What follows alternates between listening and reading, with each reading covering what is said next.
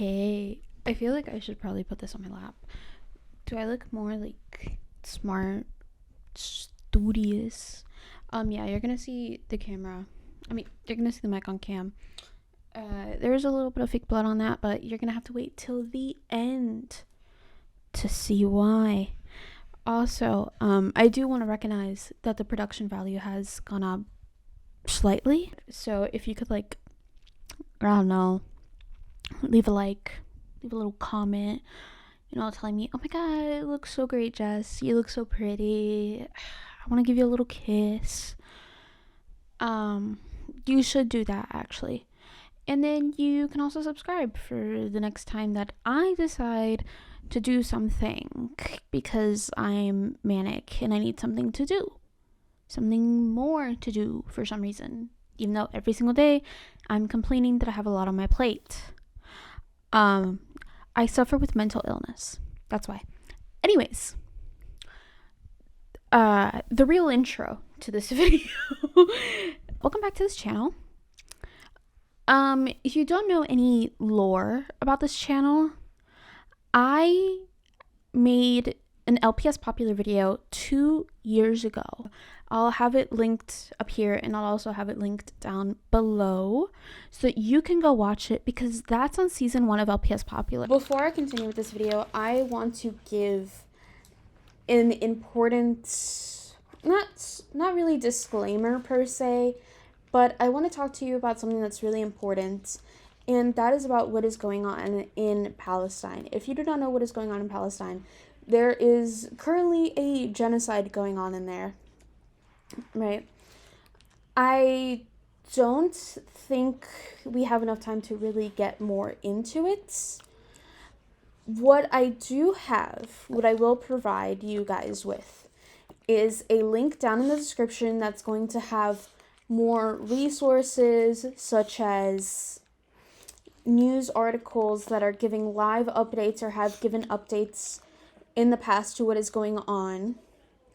And I will also be leaving a link to a Google spreadsheet called Operation Olive Branch that is helping to raise funds for families trying to flee the Gaza Strip, and more specifically Rafah, which was the last safe place in Gaza before it started to get bombed by Israel. That is going on.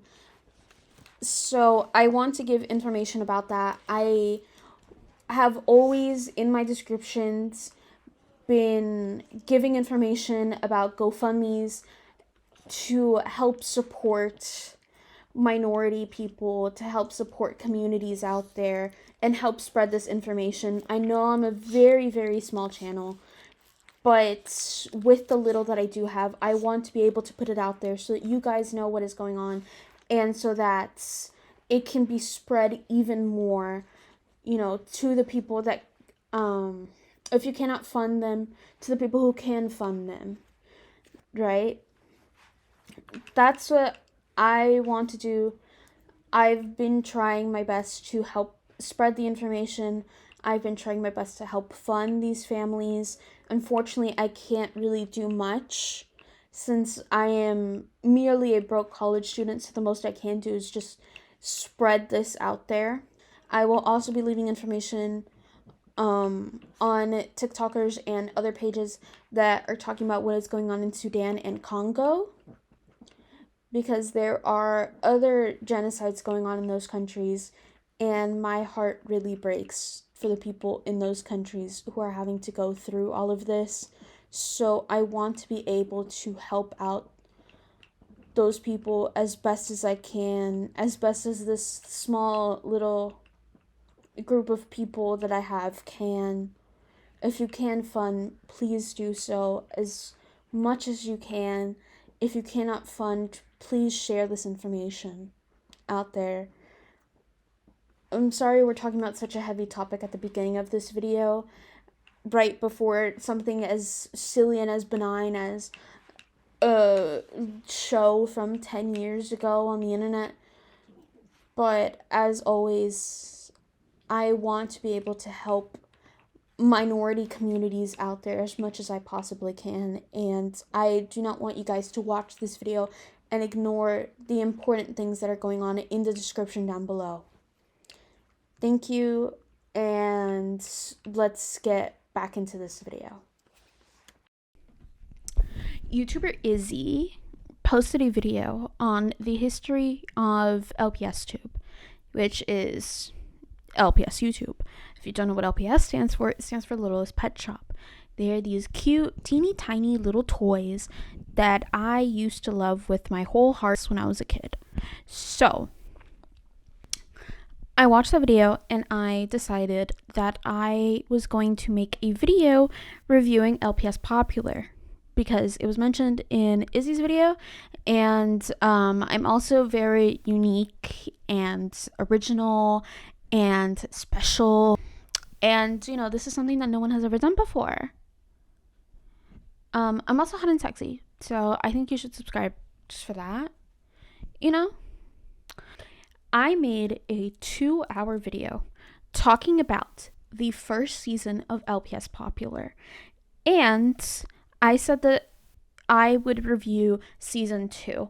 Now, I don't want to lie to you guys, which is why I'm here now, 2 years later, reviewing season 2 of LPS Popular. That's why I'm here. That's why I'm here, guys. I'm here for you in your time of need. I know you guys need this. So let me give you a basic rundown of the show, and then I'm going to give you a little basic recap of what happened in season 1 so that you're all caught up for the next couple of episodes for season 2. Yeah, that's right. I'm bilingual. Actually, I'm multilingual because I speak English, Spanish, studied Italian for a little while. I studied sign language for a little while.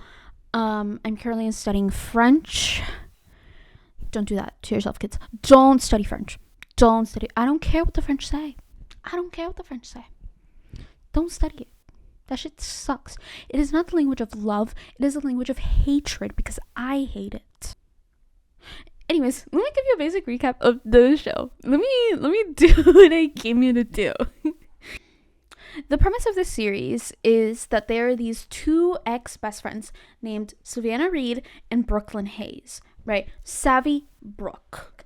This whole series follows when they reunite their junior year of high school after being separated for 3 years because Brooke moved to, I think it was Los Angeles or something like that. I don't know, some fancy random place in California. She moved there. Then, she moved to Orange County. Is that in LA? I don't know. I don't care about Californians. The series follows them and their little kerfuffles after they're reunited in high school after being separated at the beginning of middle school, right? I do want to give a trigger warning before I continue on with this video. There are in this series, visually and storyline wise, there are a lot of mentions to disordered eating and eating disorders and stuff like that, like not healthy relationships with food or healthy relationships with their body, right? There's a lot of body dysmorphia in this series too. So if you are not in the headspace for that, please click off this video. There are better videos out there. And you deserve to watch them. You deserve happiness. And if it is something that you are struggling with, please do seek help and talk to people in your life. Okay? There is an episode as well in this series, and I will give another trigger warning when the episode comes up and when the scene comes up of sexual assault.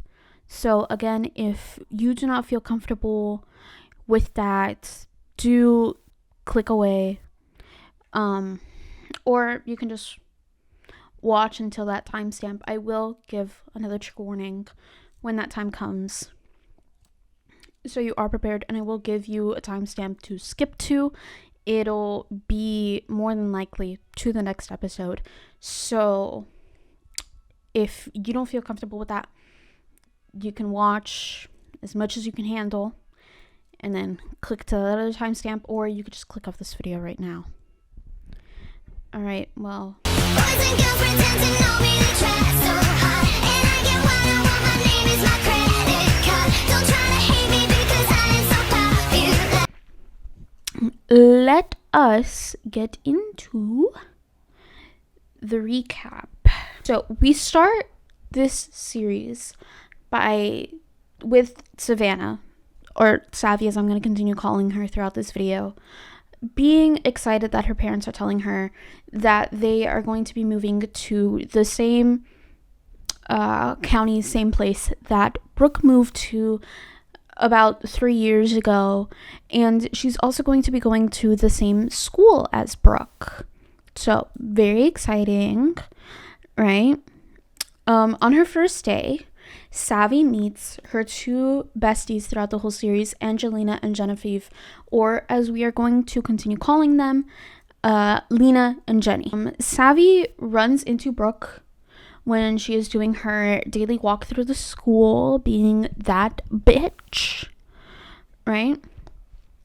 And she soon comes to realize that Brooke is not the same, like, sweet, nice, like, well, not to say she was in the beginning, but she's not the same person as she used to be when Savvy used to know her in middle school when they were younger. In episode 4, Savvy gets a makeover, and because she is now one of the hottest girls in the school, a rivalry starts between them, where Jenny and Lena tell her that she needs to stand up to Brooke, and Savvy decides to do just that. We also have our love interest, Sage, in this video. I do not like Sage. I am a Sage hater. And I say that proudly with my chest. I do not like that man. I think that man is gross and disgusting and icky, and I am beefing with a plastic toy that's supposed to be a junior in high school, as I am a junior in college. Listen, hear me out. He's not a good guy. He's not a good boyfriend, okay? And listen, I know a lot of people are like Sage sympathizers and they really like him with Savvy. I think that man needs to be alone. I think that boy needs to be alone till college. During the series, Savvy initially begins to have a crush on Sage, right? But because Sage is blind to his girlfriend's manipulation, she decides to move on to Tom, who actually gives her the time of day and is a little sweetheart. He's a little guy, you know? Brooke, because of their rivalry, decides to create a plan called Operation Fry the Sausage, right? That will go into effect at the party of the century. And let me tell you real quick, if you do not know about this lore, if you do not know about it, the party of the century was indeed the party of the century. It was the last 3 episodes of season 1. Spectacular. Party of the century is the title also of the 14th episode, right? And that has, I think, like 10 million views or something. It's massive. It's the most popular episode of this series. Let me tell you that, okay? You need to go watch Party of the Century. Party of the Century is required reading for LPS Popular 101, okay?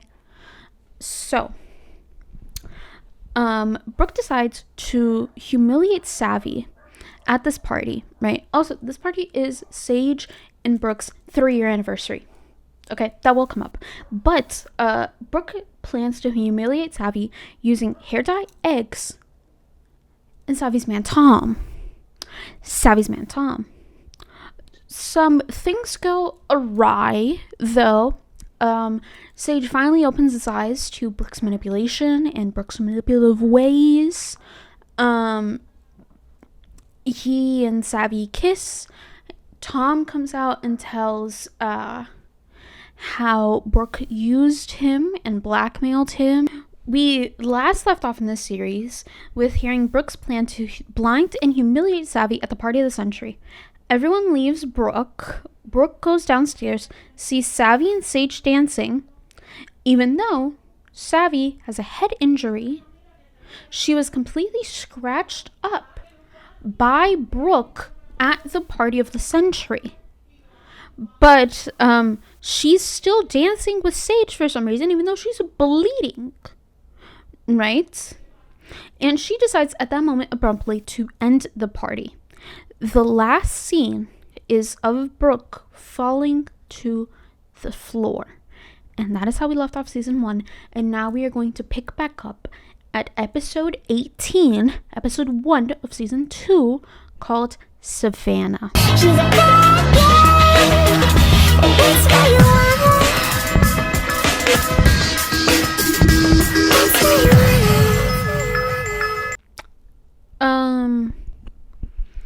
I feel like I should have stated this earlier. Do grab a drink, get a little snack, get yourself a little treat.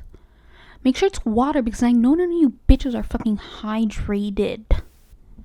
As for me, I am having an iced caramel coffee that I made myself because we are boycotting Starbucks. I don't know the censorship on YouTube. I know the censorship on TikTok is terrible over there. But I'm wearing the colors of the watermelon people, as they are called on TikTok. I'm wearing their colors in support. Anyways, this is also like hurting my knee. I messed up my knee on campus. I could give you that story later. Anyways, let's get into episode 18, Savannah, the season 2 premiere. First of all, we get a new intro sequence, and we do get another one. We do get a new other one later, in closer to the end of the season, right? Although I am still a fighter, I am die-hard, ride or die for the initial intro sequence. For the Veronica's Popular intro sequence. This one is good. This one has good music. It's very well edited. But again, ride or die. Stan the intro, the original intro, especially the long form, the director's cut, if you will, of that intro. Ride or die for it. Ride or die, I tell you. We see Savvy and Sage at a restaurant after the new intro sequence, right? He did end up taking her to the emergency room to get stitches. Thank God. I was very concerned. I was very worried because she was badly injured. She was assaulted. Please remember that she was assaulted. I'll remind you anyways. It is currently after midnight, so Savvy's a little worried because she has, midnight curfew. When the girls are about to kiss, the waitress comes out and brings them hot cocoa and coffee cake because Sage ordered one for the both of them. I'm going to play this clip for you, but it's basically Sage going on this, speech on how guys don't like it apparently when women, when their partners, when people starve themselves to look physically attractive to the male gaze because you're perfect as you are. But hey, I think you're beautiful. You know that? Oh, so whatever this is, trying to lose weight or whatever, please stop. I don't get why girls do that. Do what? That dieting thing. Brooke was always on a diet. It was so annoying. She would never eat anything in front of me unless it was dry salad. But sorry, I shouldn't talk about her. No, it's okay. The point is, guys don't want girls to stop eating. That's not normal or healthy. Really, you're beautiful the way you are. So please, eat. Thank you. You're welcome.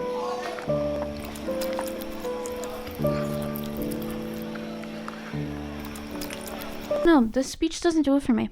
It doesn't move me. He does give slightly better speeches near the end of the season.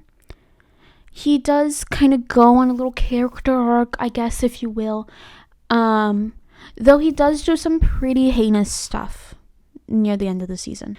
He also apologizes for Brooke hitting Savvy, and Savvy says that he shouldn't. Again, the girls are fighting over this guy.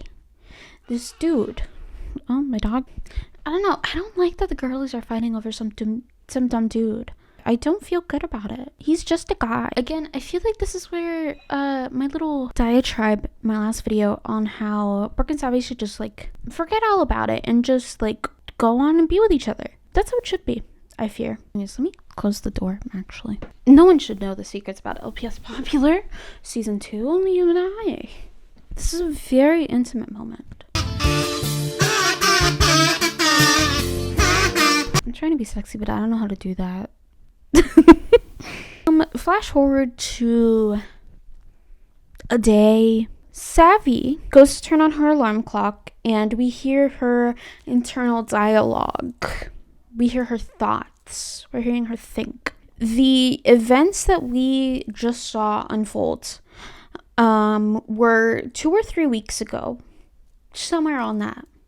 And it was allegedly the best night of her life. Her mom calls her down for breakfast, and then we flash back to that night where Sage is dropping Savvy off. She is shushing Sage so that he doesn't like wake up her parents because she is past curfew, right? Savvy's mom goes to the door and asks her where she was.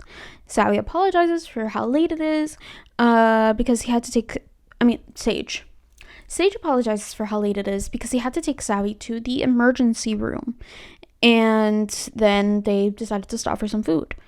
Savvy, on the other hand, lies to her mom about how she got her injury. Again, I want you to remember this. I will remind you of this because this is very, very important. This is insane. This is crazy. This is crazy. The twists and turns that happen in this season. Crazy. And you need to remember this. You need to put a pin in that, okay? You need to grab a pin board, grab a notebook, start writing notes, okay? You're gonna get a quiz at the end of this. I'm just playing with you. I don't have time for that. But anyways, I want you to remember that Savvy lied to her mom and told her that she just fell down some stairs because she's just a clumsy little protagonist gal. She's just a girl. She fell down some stairs. Sage asks her why she decided to lie, and she said she just didn't want to get Brooke in trouble. And Sage says something iconic. After what she did to you? Savvy says that she still cares about Brooke even though she doesn't really like her. Savvy kisses Sage goodnight and goodbye. Right? We flash forward to the present where we're hearing Savvy's internal monologue, and it continues. Savvy says how Sage is a caring and thoughtful boyfriend, and that in all that time he's already brought her on 2 dates. They've been together for 2 or 3 weeks, right? That's not that bad. They're in high school. That's not that bad. One of these dates was a picnic in the middle of the school day. And again, I want you to remember that because we're going to discuss that soon enough. We're going to discuss that when we go into episode 19. Savvy walks over to Jenny and Lena in school. We learn that Brooke hasn't shown up to school in all this time, right? Since the party. Through this, Rachel is now like the it girl of the school. And honestly, iconic. Like, I support Rachel in that. I'm not going to support Rachel much near like the middle of this series, but I support Rachel in this win right here. I support her in this. She deserves it. As the girlies talk, Jenny points out that Sage is with another girl. Okay, so editing Jess here because there was a little fucky wucky on my part. There was a little oopsie whoopsie on my part, except it wasn't really my part, it was my camera's part. Let's blame my camera. But you get to see me. Oh my god, who doesn't love the editing in Jess Cam? We're so close. So apparently my camera can only handle recording for like 12 minutes at a time, and I can't notice because it's just me and my stuffed animals here. But due to my fucky wucky, I'm here now. I'm here for you. It wasn't that bad of a fucky wucky, okay? I didn't mess up too poorly. I just wanted to come in here to like give a little bit of context, to like bridge the gap between when I look good and when I look good. So you're gonna have to deal with this stretch of time where I look exhausted, because I'm working through the holidays. Woo! Anyways, so the girlies, Savvy, Lena, and Jenny, see that Sage is talking with this random other collie, right? And they're like, girlies, let's go introduce ourselves. So they go up there, they introduce themselves, and they're like, hi. And then Savvy gives Sage a kiss on the cheek, because she's like, this is my man. I am asserting my dominance now. He is my man, right? That's it. I'm going to continue with the rest of the episode, which is just like 2 more seconds, right? But you're going to see me again very, very soon. Trust, you're going to see me again very, very soon, because my camera likes to do fucky wuckies and then I don't know about it. I should probably stop saying that. I know I sound stupid. I think I'm allowed to sound stupid. I'm a little delirious right now, okay? Anyways, let's get back onto the video. Love you. Bye. The girl sees this and she starts squealing and she's like, you must be Savannah, right? She introduces herself as a foreign exchange student named Brigitte. She's French. You remember my monologue from before? There you go. I told you. It's going to be on the test. So this episode ends with Brigitte saying that Sage and her are going to be living together. As the series progresses, we're not going to really like Brigitte. Okay, just so you know. We'll leave that for when the series progresses. Now, let's get into episode 19.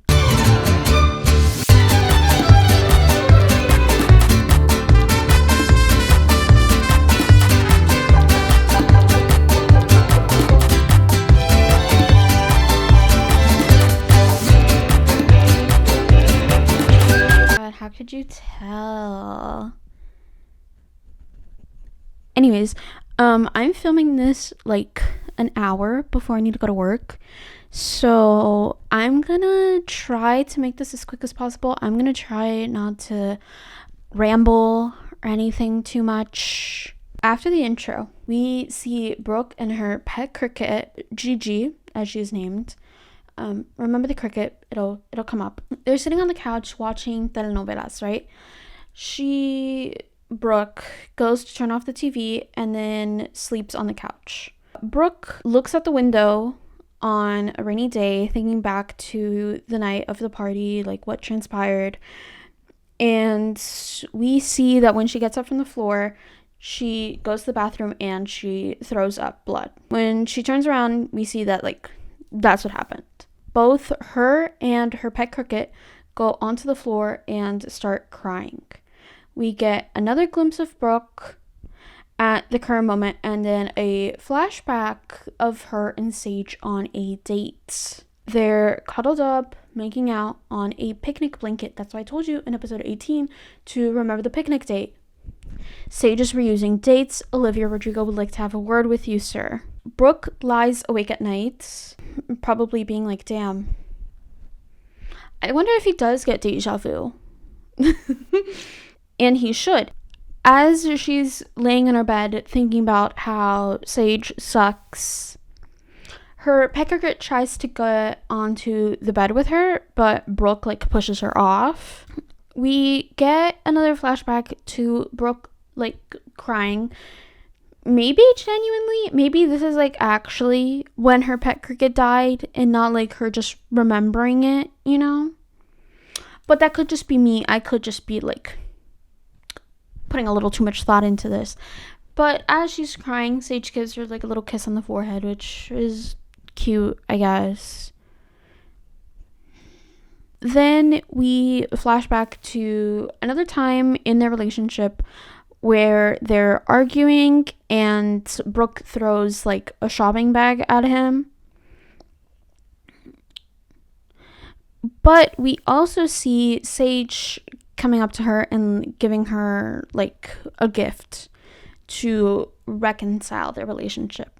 In the present day, the phone starts to ring and the call goes to voicemail. In the voicemail, we hear that Brooke hasn't gone to school in 3 weeks. And these calls are addressed to Mrs. Hayes. She will come up. You better remember her. Brooke deletes all these messages. I feel like Brooke really does need to get it together because, again, she is like, yes, she embarrassed herself at her party. Okay. And, like, yes, your ex-boyfriend is now with your ex-best friend. Okay, and he's literally just a guy. These people are literally just high schoolers. Go out there. Show them what they're missing, Brooke. You're literally that bitch of the school. Stand the fuck up. Brooke is obviously upset. Brooke's cricket tries to go up to her and like give her love and like attention, but all that Brooke does is just like give her some food and then she just walks away. At night, we see Brooke eating a bowl of ice cream, and then get ready for it. Drum roll. Drum roll. I want a drum roll. Give me a drum roll. Her mom walks in. Her mother is in the house. Her mother has shown up. She has the audacity to ask Brooke why she's eating ice cream at 3 a.m. Does she want to gain weight? So Brooke obviously gets mad. She throws her bowl of ice cream and then she runs away crying. Her mom comes in and then she's like, sorry, I'm just looking out for you. Girl, no, you are not. If you want to look out for her, go find her a therapist. She needs therapy. And maybe some charges pressed. But mainly therapy. Okay, we have like attempted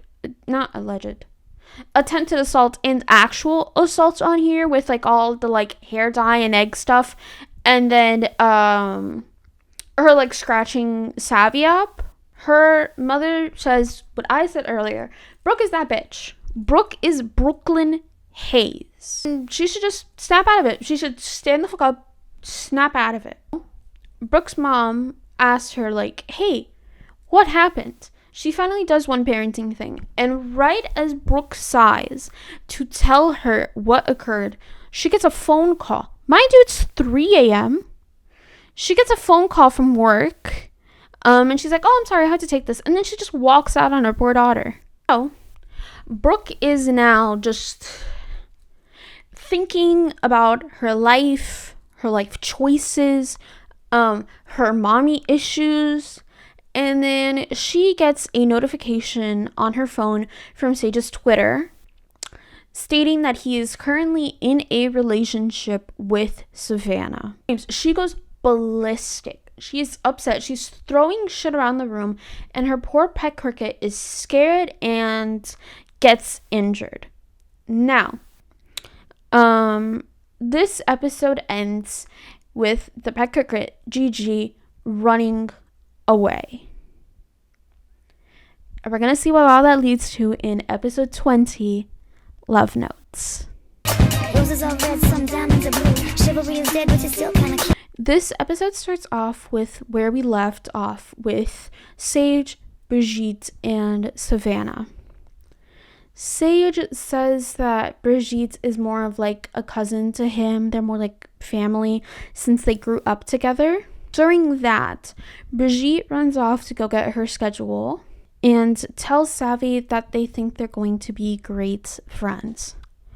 Spoiler alert, they are not going to be great friends. Oh, Sage explains that Brigitte just suddenly wanted to transfer over to California and study there, and that everything happened way too quickly for him to even wrap his head around it, much less warn Savvy beforehand that he's going to be living with another girl. Sage reassures that he only has eyes for her. Spoiler alert, he may not.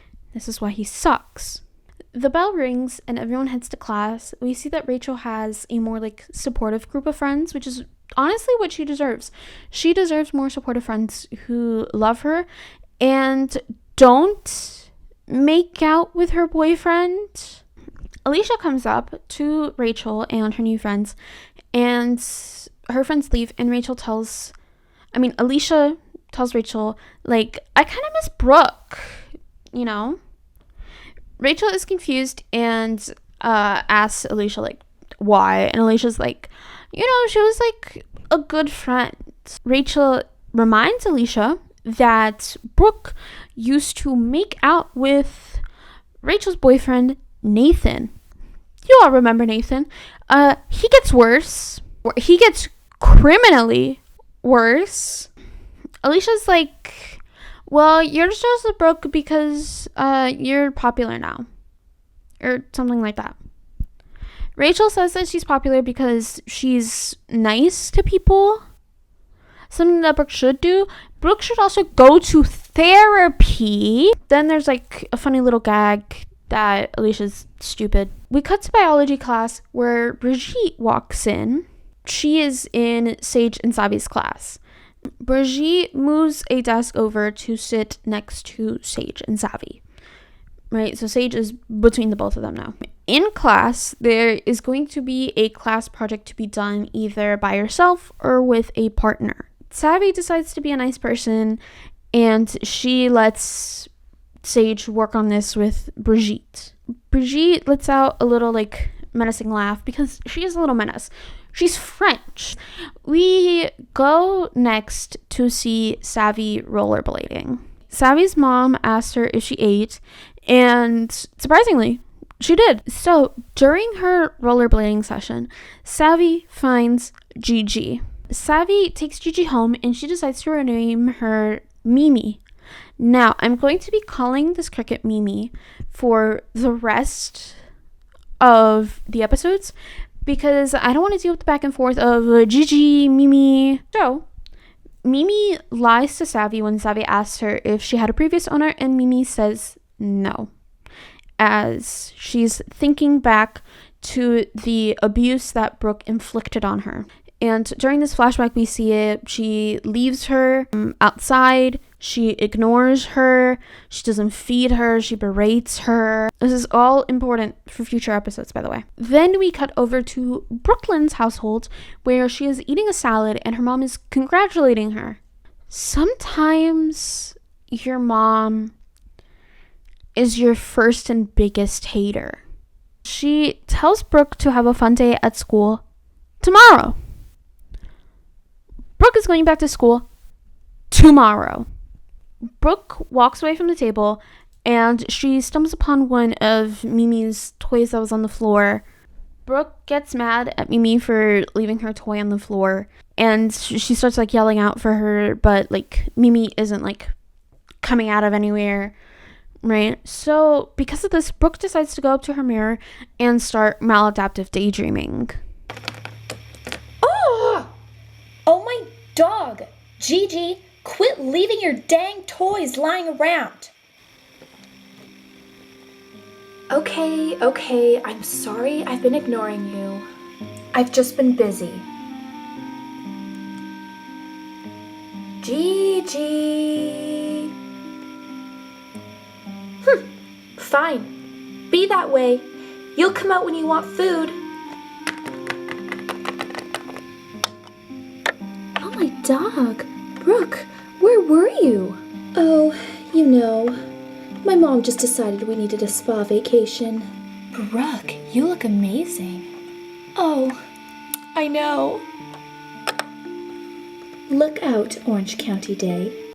We cut over to Savvy's household again, and Savvy is begging her mom to let her keep Mimi. And her mom agrees. And it's during this whole conversation with her mom that they decide to name her Mimi. So we go to the next day at school. Brigitte calls Sagey and gives him a little kiss on the cheek before she walks away. Listen, I know you guys want me to have beef with this, but this is just French culture. Granted, I do have beef with French culture, so I'm gonna shit on her for this. Also, she called Sagey? The fuck? Savvy and Brigitte run into each other as Brigitte is walking away and Savvy is walking towards Sage. Brigitte says that she'll see her later, and she gives her, again, a little kiss on the cheek. Savvy tells Sage that Brigitte makes her uncomfortable. Sage reassures her that, everything's, totally platonic between them. And it's nice to see. It's nice to see Sage in this episode and throughout the series reassure Savvy that their relationship is strong and that he loves her and that he only has eyes for her. Granted, he is lying like most men out there, but it's nice to see these sweet moments between them. This episode ends with Savvy getting an ominous note on her locker telling her to enjoy Sage while you can. He won't be yours for long. Kisses? Again, I do just want to ask, why are we fighting over this dumb man? Why are we fighting over this guy? This dude, this guy, this boy, this high school jock. It makes no sense. I don't care how quote unquote hot he is to these little teenage girls. Stop it. Stop it. Also, I would like to mention that even though French culture says you kiss people on the cheek and whatever, blah blah blah, I don't give a shit. I want Brigitte to be bisexual. Listen, I know I don't like Brigitte. I am the first to admit that. I am not a Brigitte stan. I don't think there are any Brigitte stans. It's maybe French people, but who cares about their opinions, right? But I want more gay characters in this. I want there to be so many gay bitches in here, right? That does remind me. I did mention there's a remake of this series. It's by YouTuber MLP Fever. And without giving too much away, they do recreate the Brigitte character, but they make them a man instead.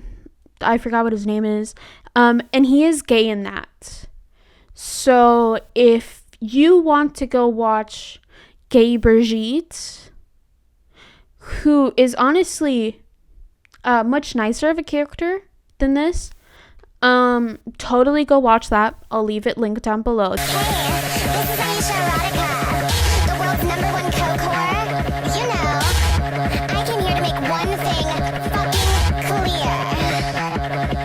I'm a... Episode 21. What's done is done.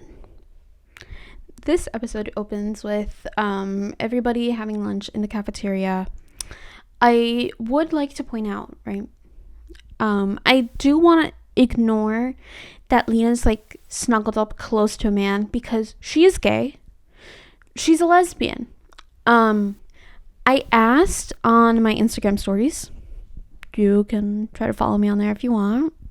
I'm at Jessie's a Cutie on every single platform, right? Anyways, I asked in my Instagram stories if people thought Lena was lesbian or if I was just headcanoning that, and then Lula from Lula Loopsy, her video is also linked down below and you saw it in the intro, if we were just headcaning that.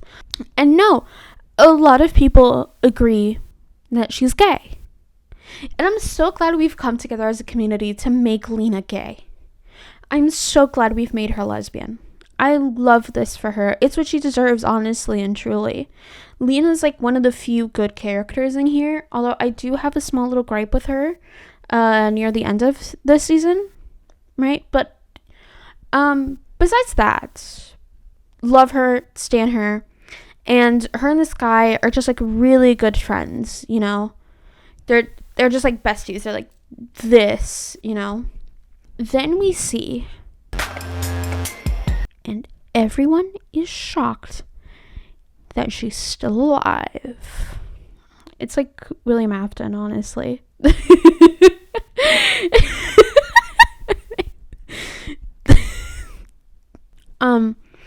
No one is enjoying this era of Brooke just coming back. They all kind of just hate the fact that she's back. Damn. Tough crowd, honestly. She starts blabbering on about how she had so much fun in Thailand and like she needed the relaxing Thailand.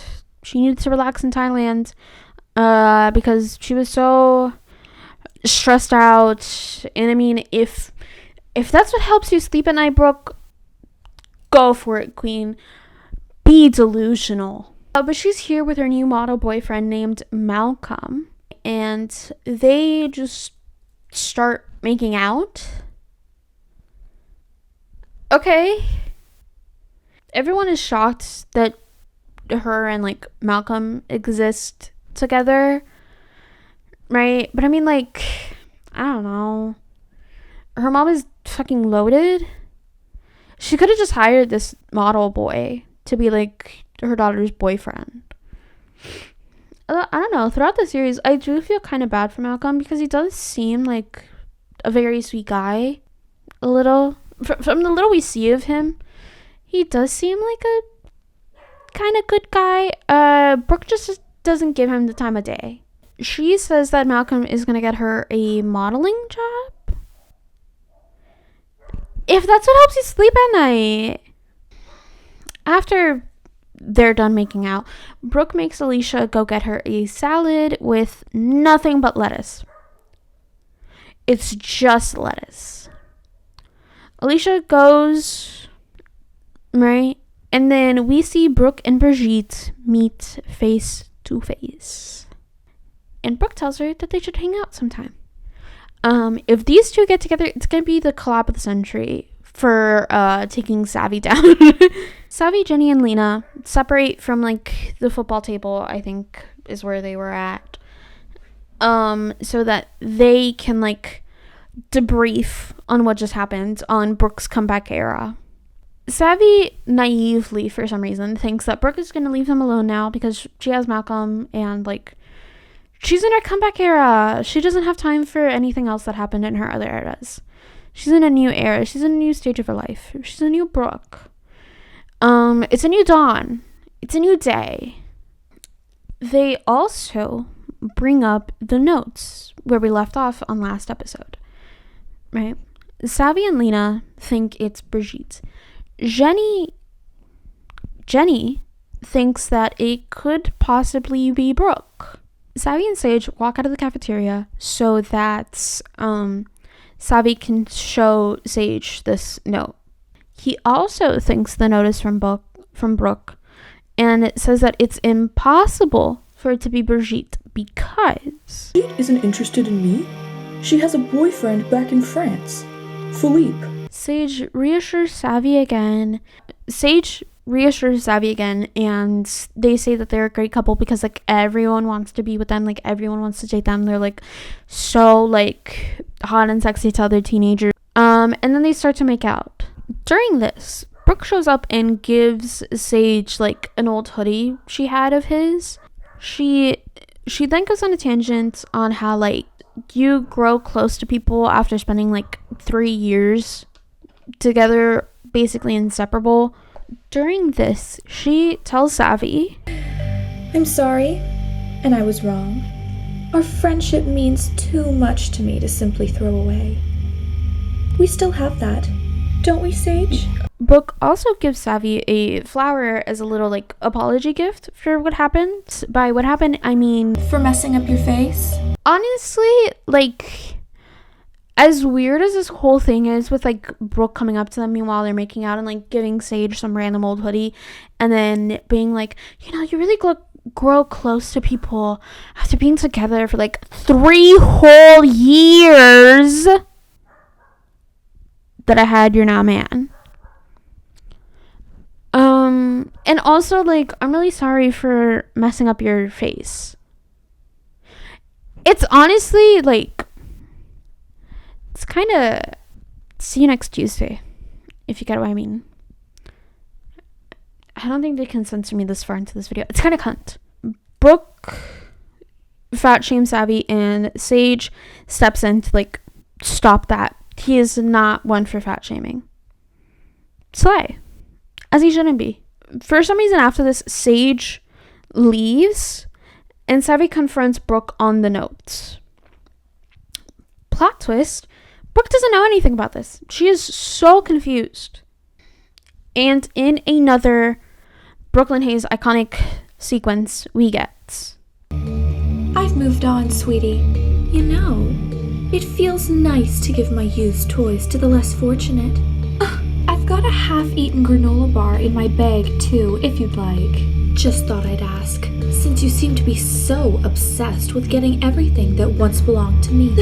However, this, like, you know, like, very, like, slay moments from Brooke is disturbed, ruined, by even more fat shaming. We can't have nice things. It's the end of the school day. Savvy goes home, and Mimi is distressed.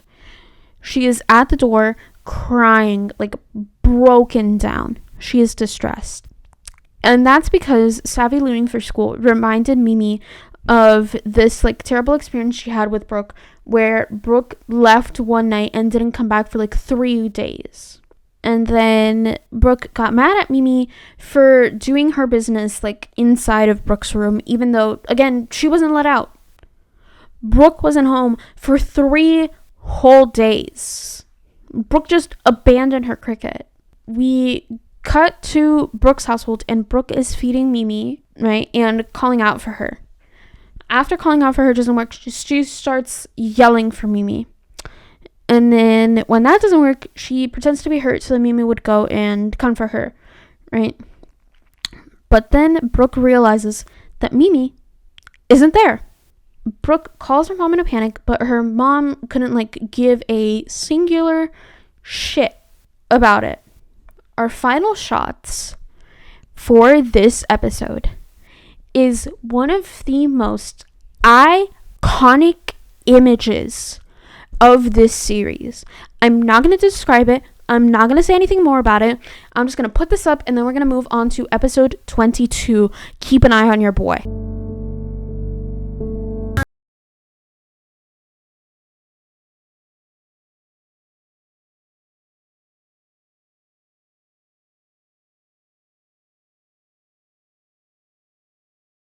Again. So, we are on episode 22, Keep an Eye on Your Boy. We start this episode off with Savvy coming into Sage's house.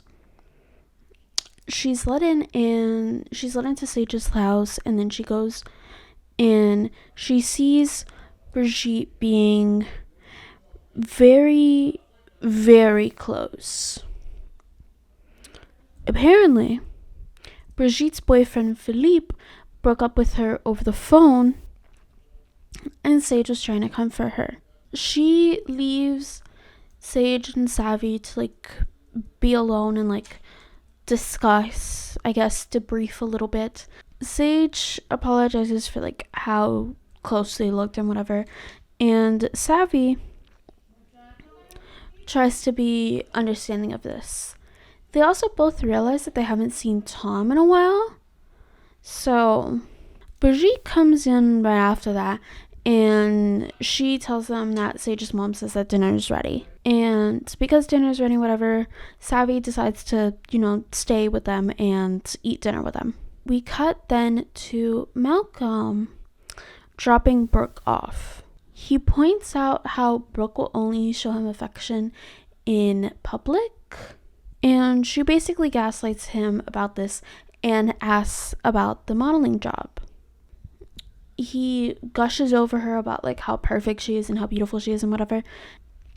She tells him that's enough and she leaves. By the way, when are you getting me that modeling job? I've got to bring that picture of you to show my agent. But it's gorgeous. You're gonna get it for sure. It's so beautiful. Your eyes and your fur You can shut and up your... now. See you tomorrow. The next day at school, Savvy tells the girls that she feels horrible, which I completely understand because she also looks horrible. Her fit is atrocious.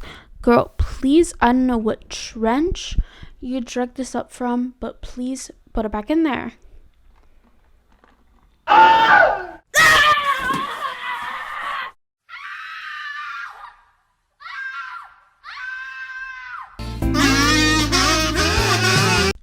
She tells the girls that she feels horrible because her and Tom left off on such a bad foot last time, and she hasn't seen him since. Savvy says she tried to call him, but it didn't go through, so she asked the girls if they think he blocked her. Jenny says she thinks he did because she literally broke his heart. Mind you, Tom quite literally caught Savvy cheating on him with Sage, the one guy that he was worried about for this whole, like, for all of season 1. Yeah, even if we give Savvy the benefit of the doubt that she thought that he cheated on her first, that, I don't know, that kind of doesn't really give you the right to go cheat on him. But that's just me, what do I know? Lena notices that there is a note on Savvy's locker again. The girls wondered if this note was written by either like Brooke or Brigitte. But there's no time for that. There's only time for montage.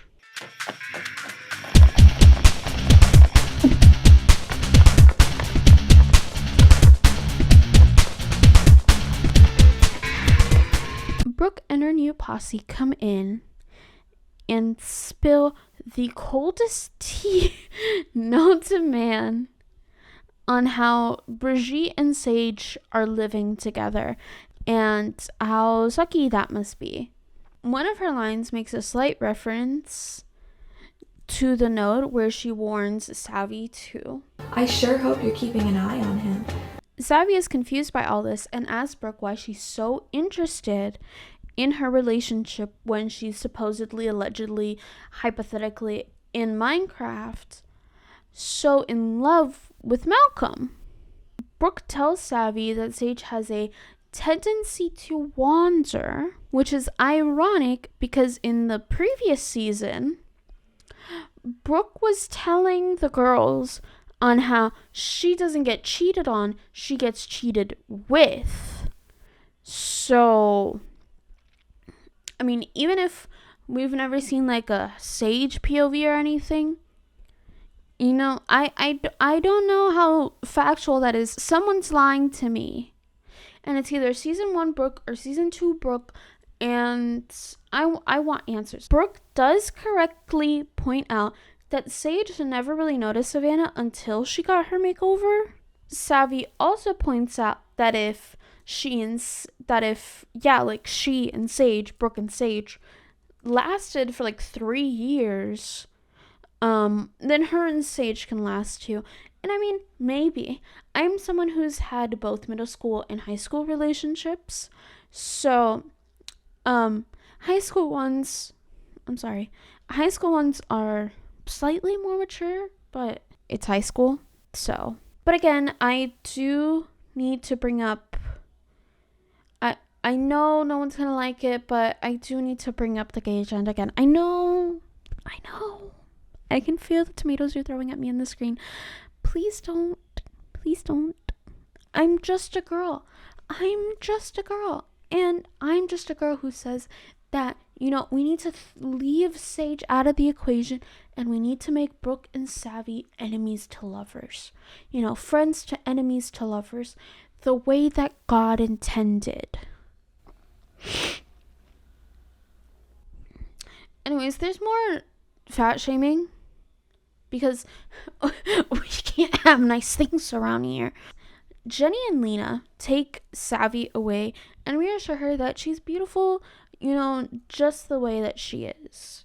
Lena comes in and spits the absolute most truthful shit known to man. Pets come in all shapes and sizes, and they're all beautiful. Magazines are liars. Who are they to tell us what's the prettiest? And Jenny just mocks Brooke for having an eating disorder. Hello. My voice has gone out because I got a little cold. I'm feeling better. But I'm I sound so stupid. But I'm pretty sure all of you missed me from my first appearance in episode 18. And my camera cut out again. So I wanted to give you guys some important context. I am so sorry for how I sound right now. I know I sound like I'm going through my 10th puberty at this point, but I swear I'm not. I just got a little sick. I also dyed my hair recently. It's a dark red. I hope you like it. But anyways, we were talking about how Jenny mocked Brooke for having an eating disorder. And then we cut to a montage of Brooke excessively working out because of her, disordered eating and stuff. And then during that, Brooke's mom walks into her room. And Brooke is shocked by her appearance. Yeah. I'll keep it short and sweet for you guys so you guys don't have to suffer with all of this going on right now. I hope you guys have a lovely day, and we're gonna cut back to when I sounded more normal. I hope you guys appreciate it. Yeah. Brooke's mom comes in and she's like, "My child, I'm so sorry. Here, a gift that I have bought you, because instead of showing you actual love and affection and care and attention, I'm gonna buy your love." And you might be asking yourself, "Jess, that's quite an assumption." I'm right. And you can see it in Brooke's plastic toy face that I am right. The new cricket's name is Lulu. We don't like her. Brooke asks her mom to talk to her again, to have one conversation with her. And right at that second, her phone rings. So she leaves. Brooke baby talks to the cricket, and the cricket smells her, and she decides to make Brooke her new sworn enemy. Now, I don't know if she smelled the past cricket abuse on her, or if she just smelled the blonde hair dye and was like, "Nuh-uh, I don't like people with fried hair." Who knows?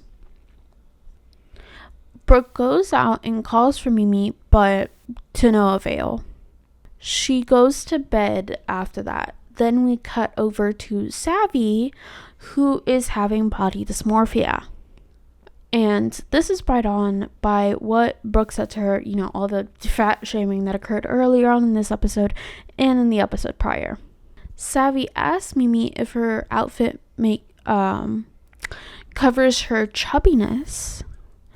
And Mimi, in cricket talk, says that she isn't chubby. We see a montage of Savvy getting ready for school, with Mimi watching her, and as she's about to leave, Mimi blocks the door.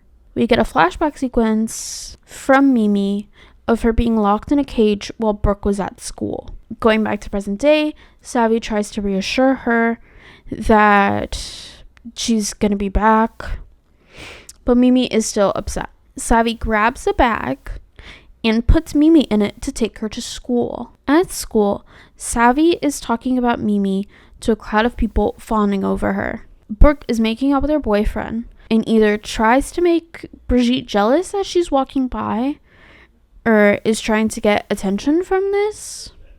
Either way, she sends Malcolm to get her a soy latte. When he leaves, Brooke notices that Savvy has Mimi. She runs over and yanks Mimi away. Angering Savvy, he goes after them. We end on a cliffhanger of Tom calling a phone number to no avail and says, Forget it. now, if you didn't have a snack already, if you didn't have a little drink, you're gonna want to get one because shit is about to go the fuck down in episode 23. The claws come out.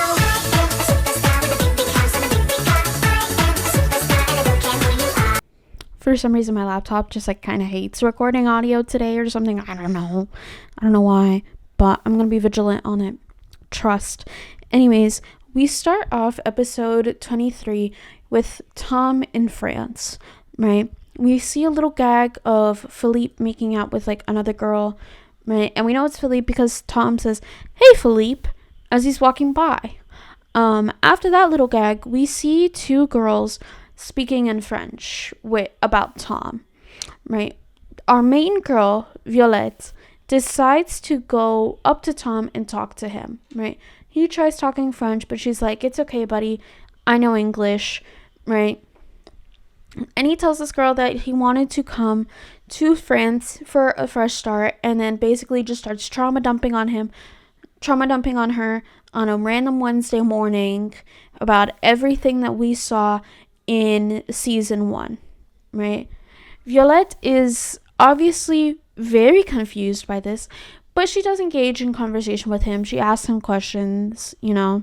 During this, Tom talks about how Sage is like so hot or whatever, and like how Savvy is probably with Model Boy right now.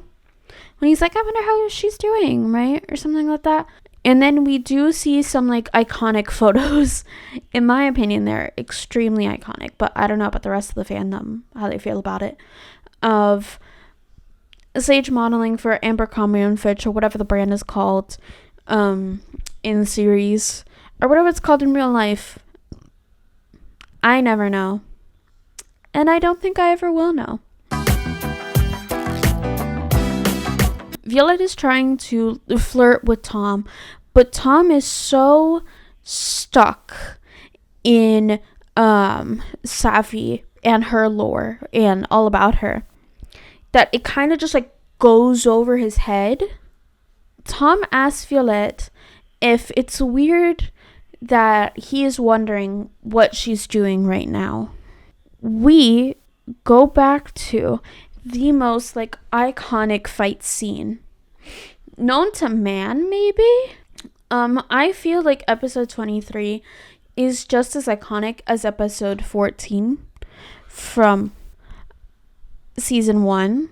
That's just my opinion though I feel like the rest of the LPS Popular fandom disagree with me on that they are all pretty iconic, that they both are pretty iconic. I mean, I'm gonna try to explain this fight scene as best as I can, but obviously it's a fight scene. It's very energetic and fast-paced and everything, so I can't possibly explain it all, but I tried. Also, if I sound like I'm dying, it's probably because I am. Or however Bunny does it from Graveyard Girl. I want to rewatch her so bad, but I just never have the time. Savvy runs up to Brooke, which causes Mimi to fly up in the air. We cut back to Violette answering Tom, saying, "No, it's not weird at all." I think it is very sweet that you care about her. Well, what can I say? I'm a sweet guy. Joking. But I can be. Would you like to go get a coffee? I could definitely use some caffeine. Sure, Violette. That means purple, right? Oui, bien sûr. I like purple. Let's go, purple. That's unimportant though, because Savvy catches Mimi in the air. Brooke gets back up in a rage. Savvy is trying to like protect Mimi, you know, like Mimi's right behind her and whatever. Savvy tells Brooke off, and Brooke gets into spreading misinformation about how Savvy stole Mimi. Brooke is able to snatch Mimi away, and Mimi is obviously very distressed by this. Savvy snatches her right back and tells her that she had to nurse Mimi back to health. Brooke takes her back again, and she's distressed. Brooke asks Savvy why she's so obsessed with her.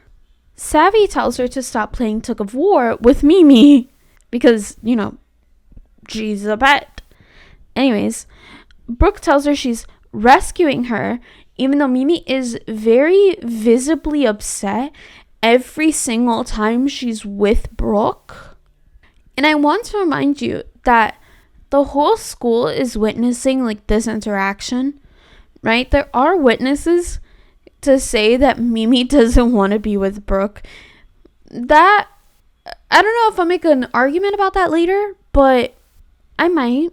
Savvy reminds Brooke that she found Mimi in some bushes, and that when asked, Mimi said she didn't have an owner. Brooke tells her she's lying and that her cricket went missing a while back. Gee golly, I wonder why that happened. That's so crazy. Savvy asked Brooke if she stole Mimi, then why was she very clearly abused when Savvy found her? Savvy continues by asking if Brooke clawed Mimi just how she clawed her at her party. Again, the school is witnessing this. The school now knows because Savvy lore dropped, she info dropped that Brooke clawed her face. Again, might make a case on that later. Keep a pin on that. Brooke tries to defend herself, but her cricket literally bites her. They yell Gigi and Mimi back and forth to each other before deciding to make Mimi choose who she wants to be with. Of course, she chooses Savvy and they walk away. Savvy is talking to the school and tells everyone that she's gonna go home. Mimi is crying as Savvy is walking out of school. Brooke comes up from behind them and claws her back. Meanwhile, her and Savvy are walking out of school. She keeps pressing her claws into Savvy and asking for Mimi back until Savvy bites her on the cheek. Out of reflex because she's getting claws sunk into her. Brooke claws her face again because she's vain. Claws Savvy's back again. Savvy again, in reflex, throws Brooke into a locker. I shouldn't laugh. This episode ends with two brand new characters named Josh and Lana Lawrence in the office getting their schedules. When they leave, Josh apologizes for being harsh, and Lana tells him that this is their one chance to redo high school and asks him not to mess this up. Do me a favor and don't mess this up. What? This is our one chance, Josh. This is our one chance to start over and have a normal high school life. Don't tell anyone. Do you hear me? No one can know. I'll keep my secret and you keep yours. Oh, so now I'm the one who messed up? Your secret's one thing, Lana, but mine is... Oh, how can you ask me to lie about who I am? I'm not asking you to lie. I'm just asking you to fit in. I'll do my best. I just wish things were different. Wow, that hurts. No, not you, Josh. I wish other people were different. Me too. You know I love you, no matter what. Besides, this whole thing is pretty much my fault. Whoa, hold up. Are you actually showing emotion right now? Oh, shut up. That's more like it. You had me scared for a minute. We have to keep our secrets, Josh. Pa promise? Pa promise. Let's get on to episode 24, Love and Danger. I want your love and I want your love and danger. Oh no. Why did I say it like that? We start off with Brooke and Savvy right where we left off on them. Brooke is getting up from a little puddle of her own blood after getting thrown into a locker. Savvy is profusely apologizing to her. Understandable. Brooke calls Savvy a bee with an itch and runs out. Meanwhile, the bell just sounded for people to start switching classes. The screen blacks out as we hear chatter of concern, and the principal even walks in, where the reason for the blackout is because Brooke fainted and is bleeding. We hear ambulance sirens as Brooke is getting sent off to the hospital. We transition into Savvy's home, where her father is reprimanding her for putting Brooke in the hospital and for getting suspended from school because of all this. Allegedly, Brooke has a concussion. Savvy's parents continue to yell at her for her actions, which were in self-defense. Savvy's mom tells her that Savvy broke Brooke's nose and ankle and allegedly nearly cracked her skull open. Savvy rightfully tells her parents that she was simply defending herself and brings up how they haven't talked about the fact that they were just in the ER with Savvy for her to get stitches from her wounds from Brooke. Her dad tells her that she should have controlled her reflexes. This point is dropped because they realize how stupid they sound. Savvy's mom tells her that Brooke is just like this little dainty toothpick-like little kitten, right? Savvy tells Brooke how she's manipulative and honestly, quite frankly, a bee with an itch. Savvy's mom says that Brooke's mom wants to press charges. That was so like, ask your mom, or some, what's the meme? Where it's like, oh yeah, like your mom said my mom said if your mom is okay with us being together or something like that. I don't know. I sound stupid. Let me drink water. You should also drink water. Savvy is rightfully mad that Brooke is pressing assault charges because Brooke is the one who actually assaulted her, not Savvy was acting in self-defense, which I don't know if under California law that would qualify as what's it called, assault. But I don't know. I don't know much about California law. I'm just saying, like, Savvy's right here. Brooke started the assault. She was just defending herself.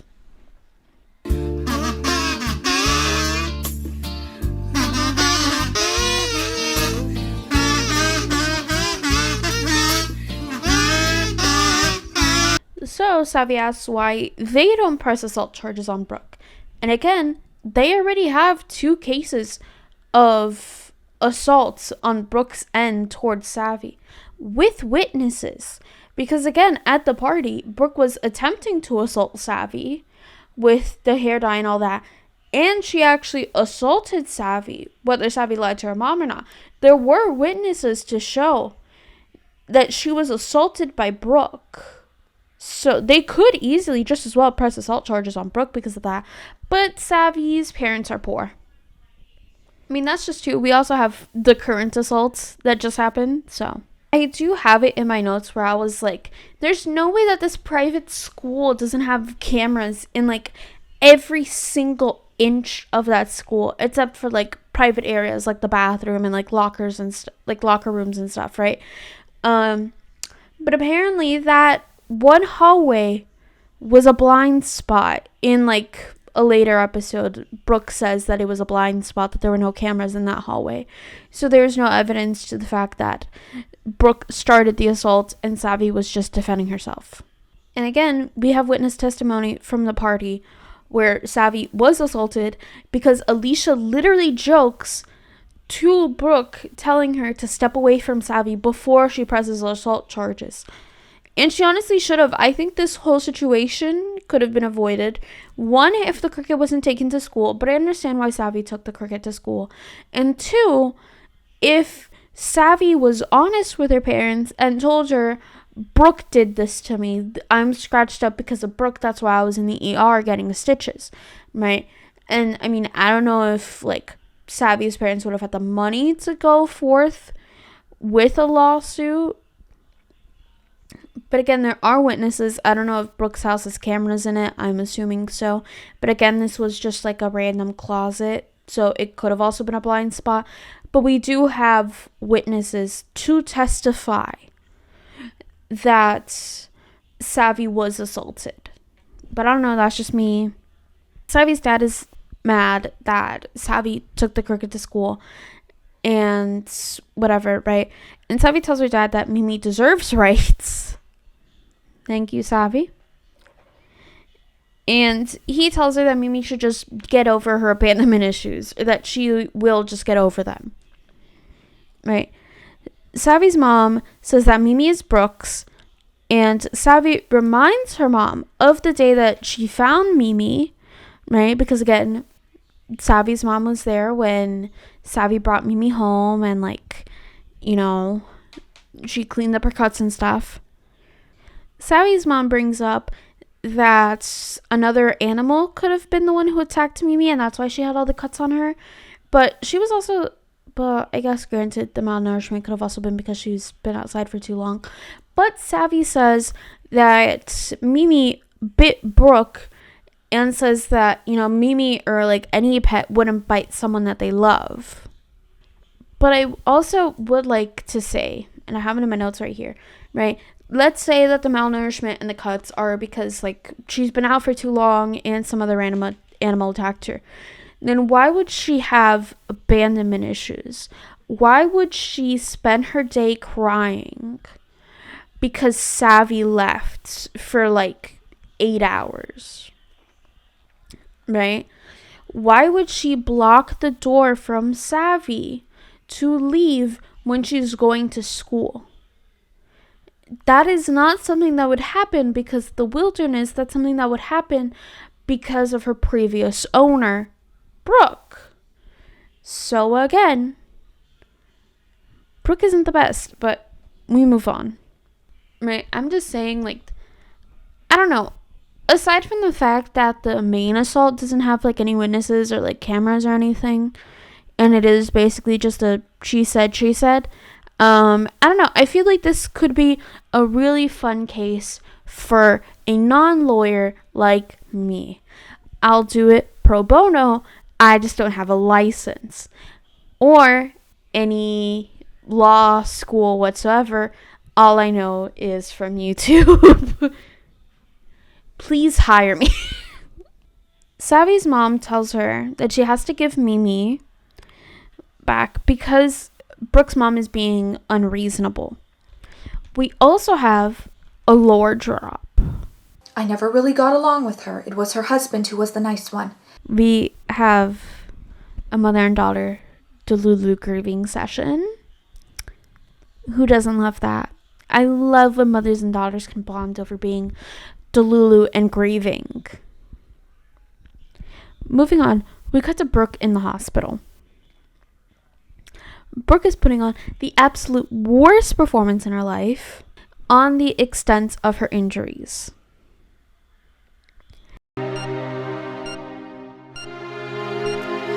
Oh, dog.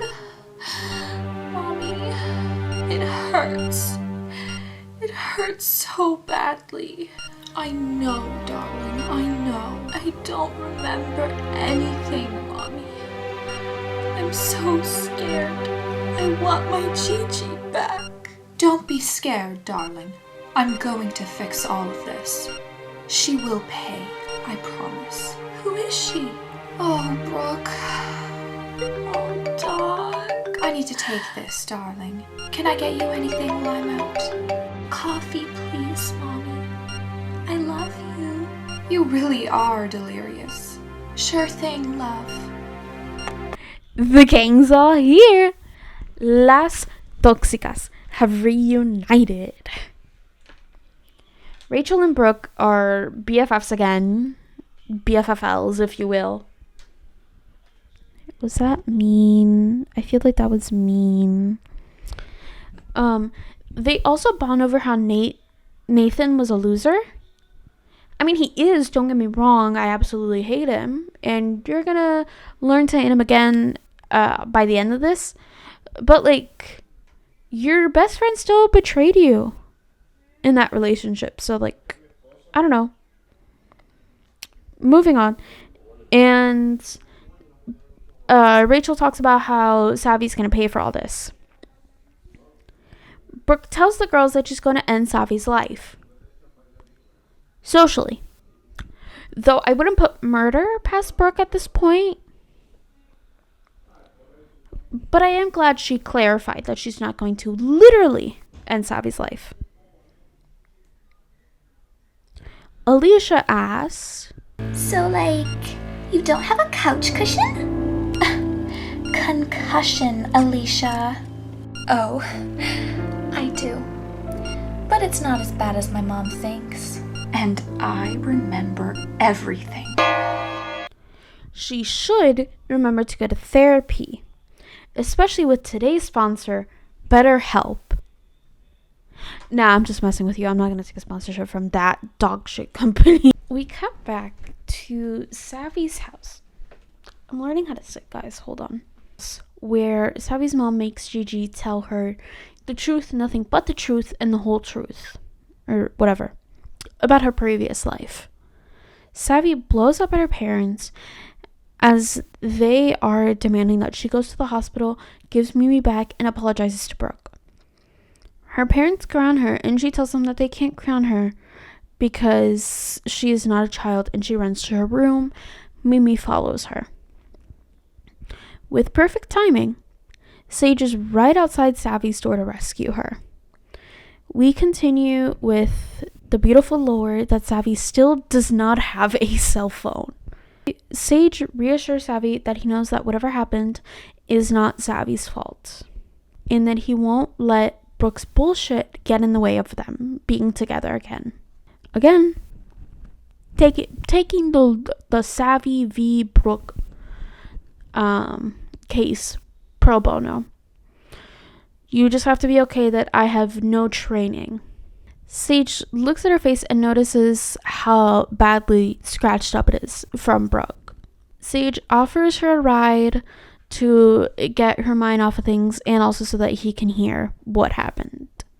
It's now nighttime and they are making out in Sage's car.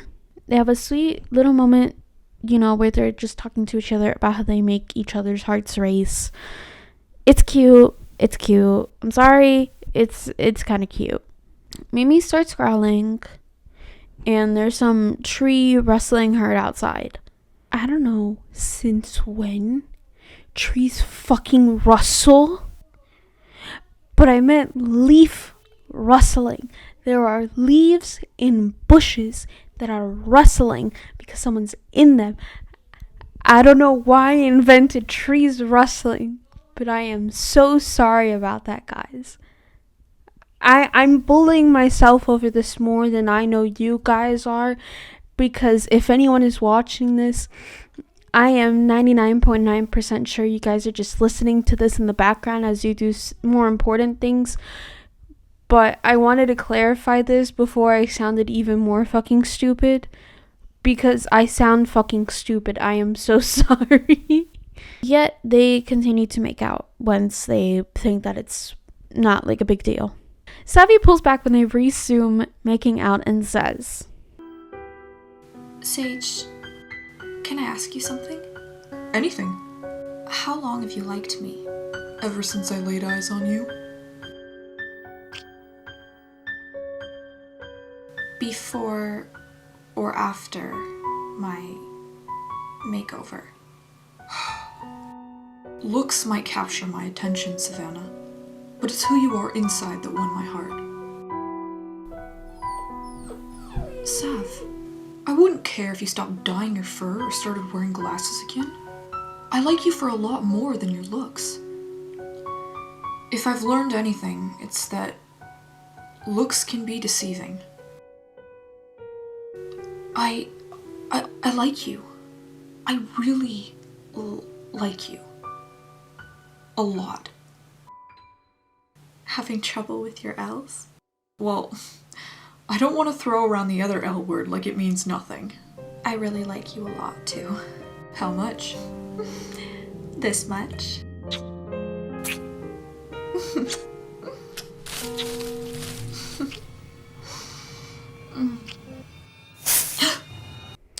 Then continue making out before stopping because Mimi is growling again. Sage goes to investigate and he starts screaming. This cliffhanger leads us into episode 25, Rock Bottom.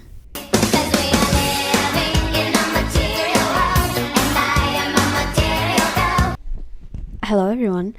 I'm hoping this is a much better angle of me than the past other times. Also, I did dye my hair. Also, my classes started again, so I'm very stressed out. So please give this video a like, comment, give me a little kiss. I don't know. I need something to ease my pain. Speaking of pain, episode 25, Rock Bottom. So we begin this episode where we left off last time, where Sage is coming out of the bushes and he's like breathing heavily. He says that he doesn't know what was in the bush, but that it didn't hurt him, so that's good at least. They discuss like, because of how they discuss like, is it a bug, is it not? I don't know if I talked about that yet, but they did discuss like, is it a bug in the bushes, is it not? And they were like, those eyes are way too big to be of a bug's. And then they come to the conclusion that someone must have been in the bushes, just like stalking them, you know, watching them. Sage drops Savvy back home and she like sheds a little tear. We do get a new intro sequence for this batch of episodes. I don't know why, but it's not really something to complain about. Like, the editing is really, really good for these intro sequences.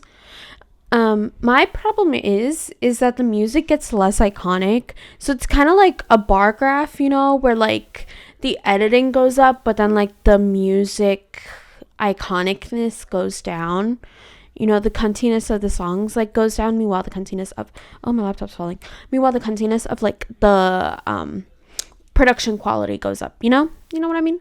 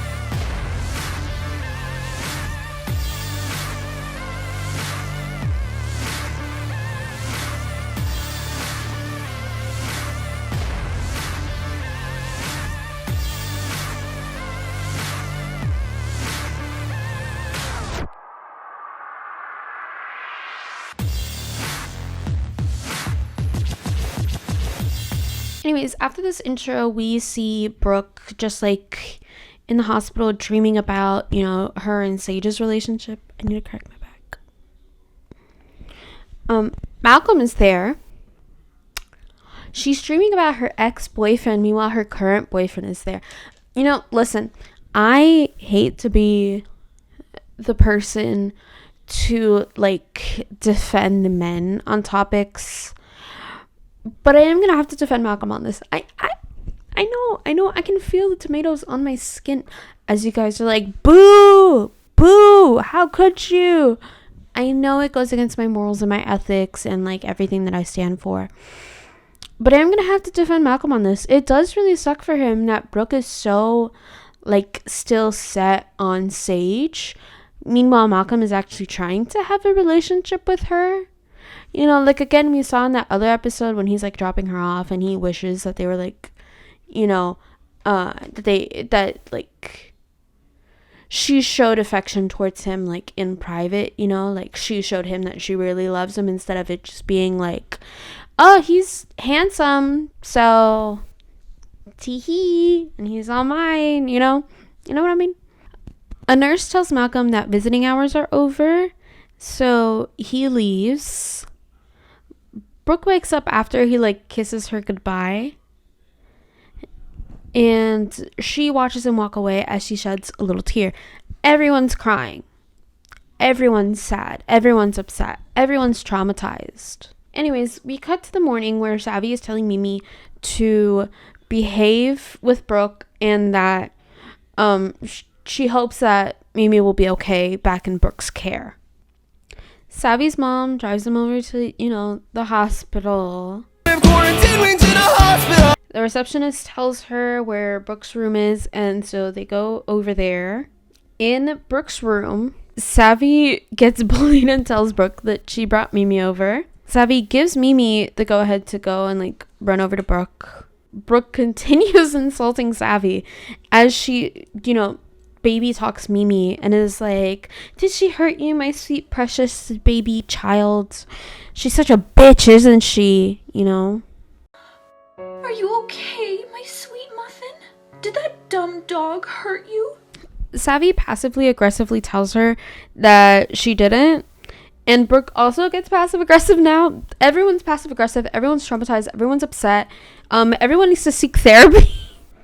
Brooke sniffs Mimi and basically tells her that she smells like poor people.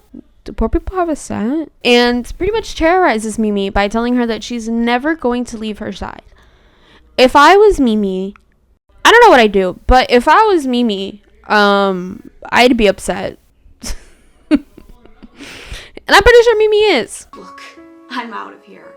Sorry for putting you in the hospital, but really, I'm not. I'm sure you'd do the same to me if you got the chance. Then Brooke intimidates Savvy by telling her that her apology isn't, could land her and her family in some serious legal trouble. Since apparently, we already knew that there were no witnesses in the hallway, but apparently there were no cameras in that hallway, which, again, like I stated this earlier, I'm pretty sure, but, like, I don't know, for a school this big, you would assume that there would be, well, not this big, but, like, I mean, I guess, yeah, that big, and also, like, filled with rich people, you would assume, like, that they would have cameras everywhere. Besides, like, obviously areas where, the children would be indecent, like the bathrooms and locker rooms and stuff. But, like, again, you would assume that, like, every hallway would have, like, cameras or something. But I guess not. Anyways, Savvy tells her that the deal was basically just to give Brooke Mimi back, and she did, so there's not much else to do. Brooke correctly points out that she never stated this in, like, any writing, and there's like no proof that Brooke said that just handing her Mimi is the end of the deal. Brooke tells Mimi that she loves her, and Savvy basically goes on a tangent on how Brooke doesn't love Mimi and how Mimi isn't going back to her willingly. Brooke reminds Savvy that she can still continue with pressing assault charges on her. Again, Savvy, listen, I'm Team Savvy on this, because she was defending herself, but, like, at the same time, Savvy girl, shut the fuck up. I'm saying this nicely. I'm saying this as kindly as I can to try and help you through this difficult time. Shut the fuck up and leave. You gave her the cricket back. Walk away. It's time to walk away now. It's time to be like, okay, bye-bye, have a good day, have a good life, never talk to me ever again. Bye, like, that's what needs to happen. But anyways, Savvy, instead of shutting the fuck up, decides to remind Brooke of the 7th grade. Listen, Savvy, I'm trying my best to defend you here, but this feels like, I don't know if it was the pilot episode or, like, the second episode where Savvy, like, runs up to Brooke, right, and is like, Brookie, I miss you. This feels like that because it's giving me secondhand embarrassment. Why are you bringing up 7th grade? If someone from my middle school days walked up to me while I was like in the hospital and was like, do you remember 7th grade? That's it. That's my 13th reason. That's 1 through 13 and then 13 through 26. That's all of them. That's every. I don't want to be reminded of 7th grade. 7th. Séptimo. Listen, I don't want to say words that would get me banned on here, and I don't want to pull out words that were not in the Bible, but I'm gonna move on. Brooke starts calling Savvy manipulative and telling her that it was a sick joke. Well, she didn't call her manipulative. Let me rewind. Brooke continues by telling Savvy that it's a sick joke for Savvy to have sent her pictures of her and Sage kissing. Savvy is confused because she obviously didn't like send her any photos. She doesn't have a cell phone. I think Brooke says that they were emailed to her in the episode, so that would like kind of make sense. But at the same time, Savvy is in the photo. You know what I mean? Like, would she have like set her laptop there and like been like, Sage, you know? And then emailed that to her? Would she have like taken Sage's phone and, you know, hold on, let me grab actual props. Would she have grabbed like Sage's phone and been like, Sage, I love me some Sage, you know, like, Brooke, you're making no sense. This makes no sense. Plus, it would be like so lame to like send pictures of yourself making out with your boyfriend to like his ex. I think like for it to be like cooler or whatever, you would like post that, you know. But again, Savvy doesn't have a phone, so I don't know if she has social media.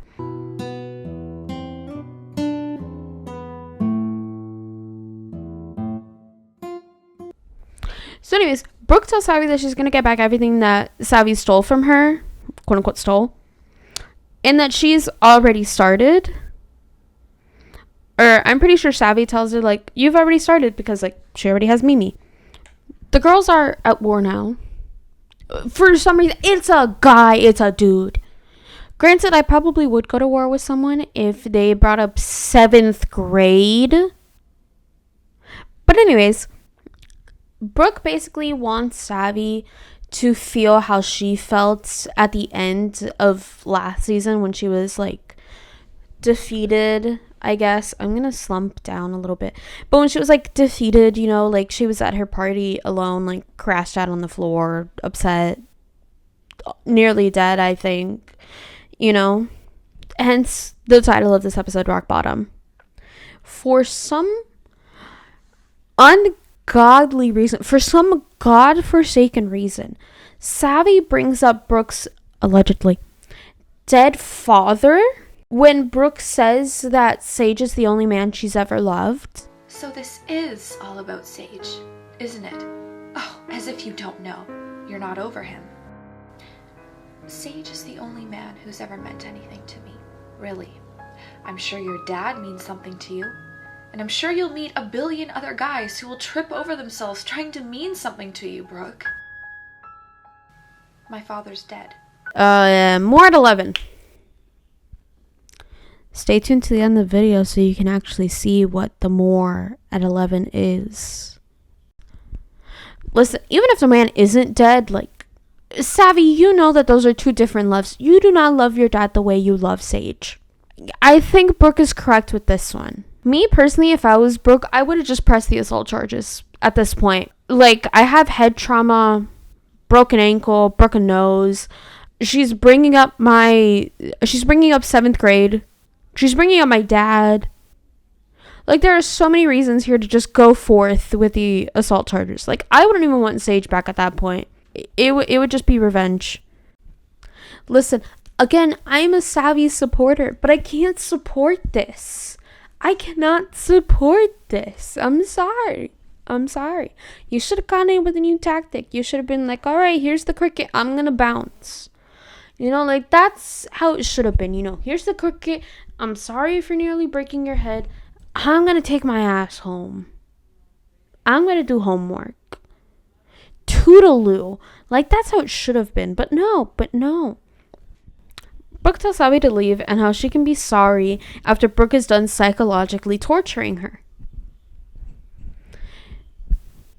I watched this in elementary school. I feel like that explains a lot about, like, who I am as a person. Anywho. Y'all remember Brigitte? Y'all remember y'all's favorite character? Brigitte. So, she's back, and she's basically flirting with Sage. She runs into his room, gets on his bed, and is basically like, hey, in French. It's like, bonjour. You know what I mean? The, like, flirty, like, hey.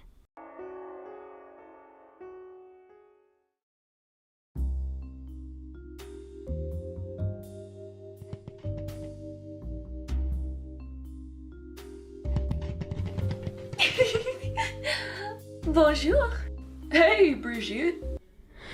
I'm sorry, I don't know how to flirt. I've been with my man for like over a year, and the kind of flirting I do is just biting him and torturing him by saying the world's worst sentences with words that are not written in the Bible. He's happy, I swear. Brigitte starts to get pouty because Sage is, telling her to leave because Savvy will be there soon. And then, anyways, Sage gets on the bed with her and tries to reassure her that she's like wonderful or whatever, and that Savvy doesn't hate her, because when Sage was like, get the fuck out of here, my girlfriend's coming, she's like, she hates me, as she should. Sav's coming over in a bit, so maybe you should. I should what? Well, Oh, I get it. Your girlfriend is not like me. no, Brigitte. That's not true. Yes, it is. I know it. She just, well, All I want to do is be friends with her. But she hates me. What is wrong with me? Brigitte, she doesn't hate you. Look, there is absolutely nothing wrong with you. You're one of my best friends. You're really beautiful and kind and an amazing girl. And I think Savvy just... She what?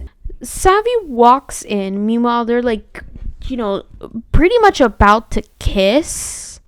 Like, you could feel the romantic tension in the air. They're about to go like, I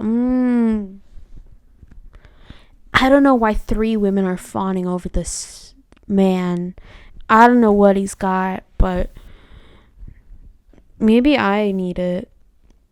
Sage notices, and he like basically tumbles out of bed and tries to fix this PR nightmare by saying that they were just talking on his bed, mere like millimeters away from making out with each other.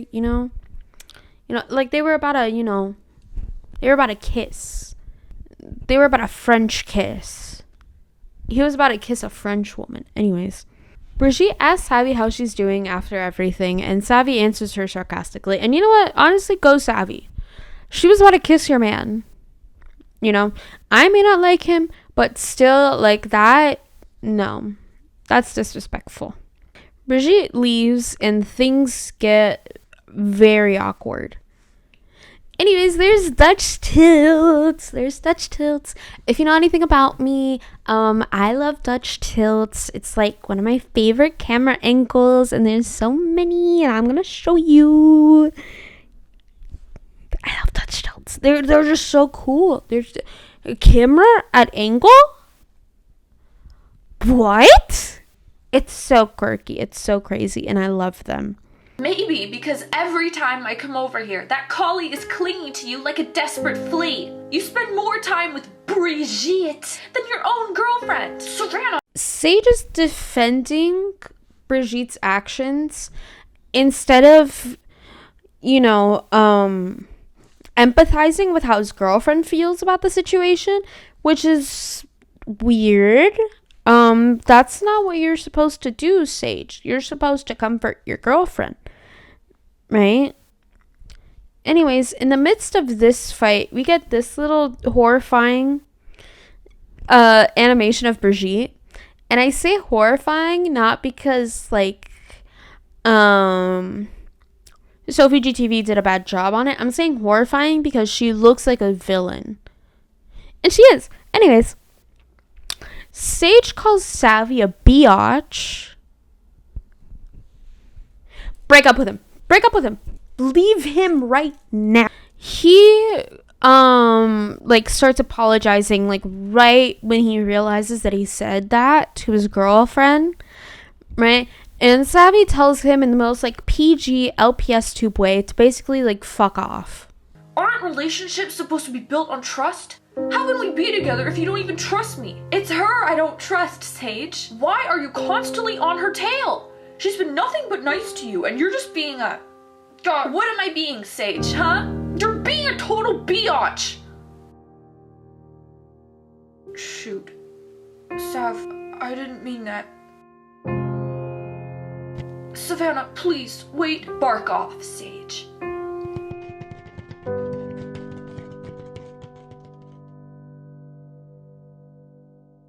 Right, and she goes home. At home, she lays on her bed and we see flashbacks. And we see through her flashbacks that she picked up quite a bit of the conversation between Sage and Brigitte. She thinks back to like when Sage called Brigitte beautiful and they were again about to kiss. Savvy's mom interrupts this like moment, I'll call it, and tells her that there's someone on the phone for her. After a bit of silence, we hear a distorted voice saying that they have Sage wrapped around their pretty little paw, which is something that Brooke has said before, and taunting her by asking her if she's ready for the breakup and warning her that her life as she knows it is over. Could it be Brooke, based on the conversation that they had at the hospital? Could it be Brigitte, based on what happened at Sage's house a moment ago? Could it be one of the people we saw in the last episode? Could it be Tom? Could it be the person who wrote the notes to Savvy's locker as well? Maybe we'll get an answer in the next episode. Episode 26, Make Up, Make Out. West Coast represent, now put your hands up. This lovely little episode begins with Brooke and Mimi at home. Brooke's new cricket, Lulu, whose name I totally didn't forget, hisses at Mimi, who's wearing a massive diamond around her neck. I don't know how she can walk with that thing, but we move on to bigger and better things in our lives. Brooke hisses out in pain. Her mom comes in and asks her how she is. Brooke tells her that her head still hurts badly, and her mom brought her an ice pack. Wow, she's finally doing something a parent does. Brooke's mom informs her that she spoke with a lawyer and that everything is ready for them to proceed legally. Brooke tells her to wait because she wants to think about it. Brooke's mom tells her that they don't have to do things the legal way since they can make her pay one way or another. Again, I would not put murder above them. Brooke's mom leaves to go to the salon and says that she'll see her later. Will she? No one knows. It's like getting to the center of a Tootsie Pop, you know? Mimi is distraught, because of course she is. And Brooke is scheming another plan to take Savvy down. It's getting bad for the girls, but it's getting good for us. It's getting good for us. The drama's there. Drama's there. Ah!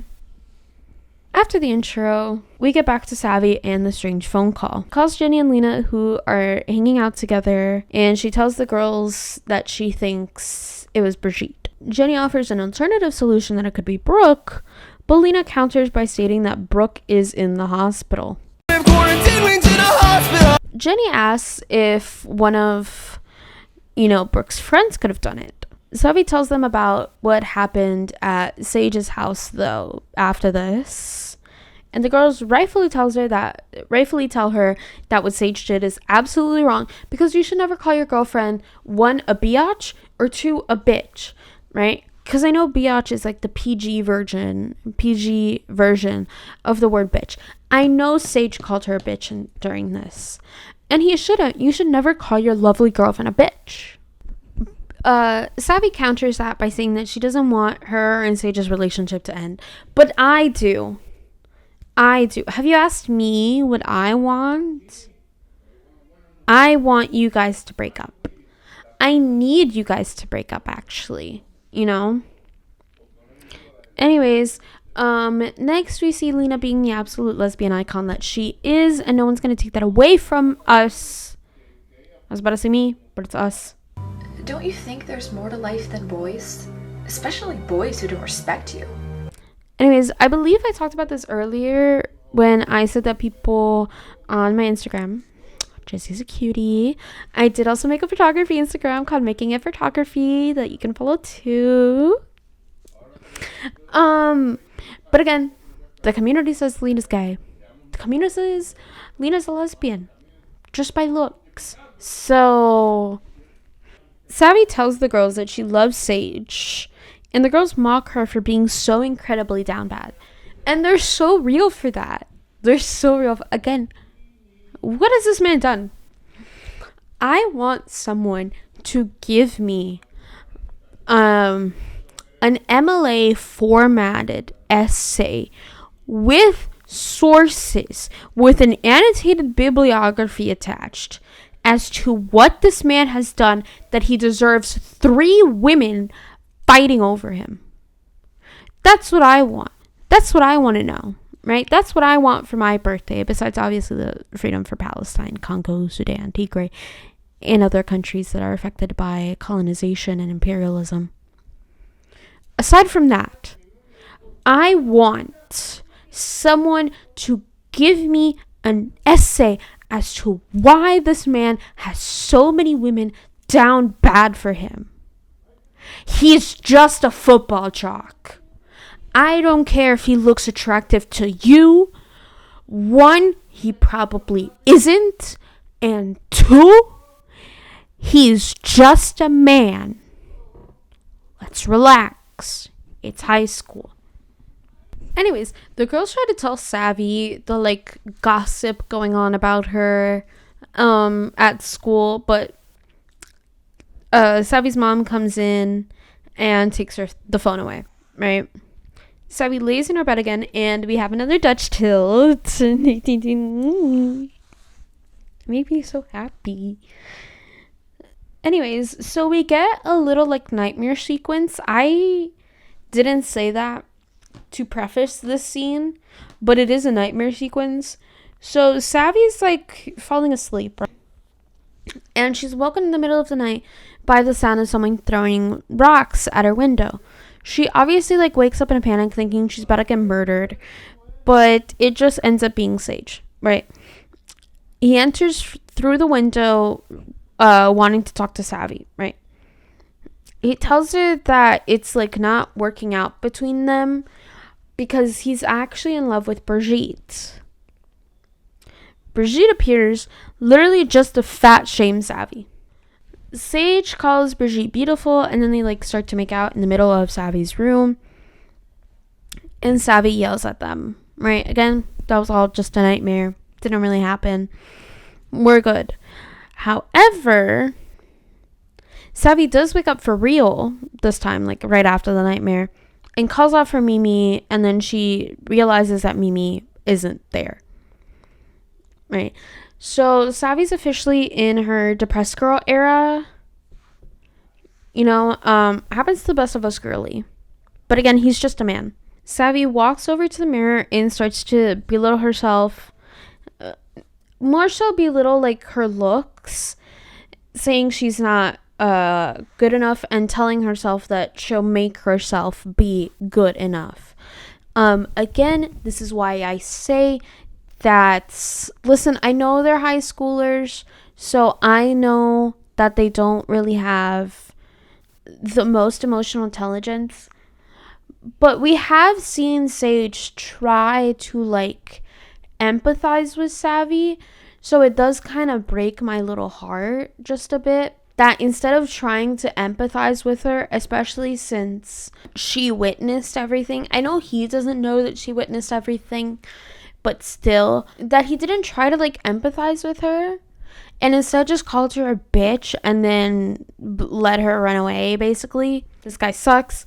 But anyways, we cut to Brooke's house where she is making out with Malcolm. However, their little makeout session is interrupted when Alicia calls Brooke. Brooke decides to pick up the phone and tells her to just break up with her boyfriend for good since they're constantly already doing it, right?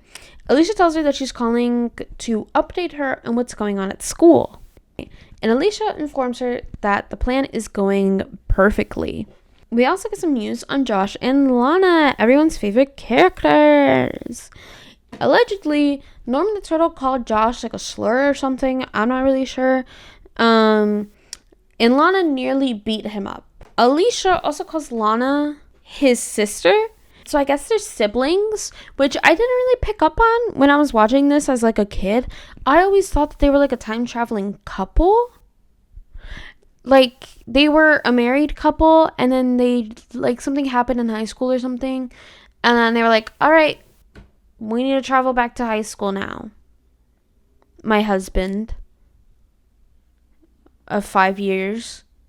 You know what I mean? Like I hope I'm not like the only one who thought that they were like a couple, because then I'd be like a little bit embarrassed, I'd say, about thinking that they were a couple when they were actually siblings this whole time and everyone knew that.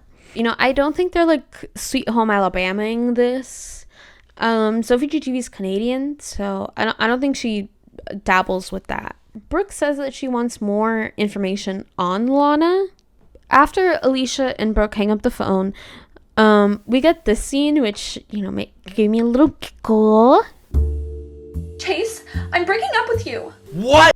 Anyways, after the phone call, we see Brooke and Malcolm basically, you know, making out again.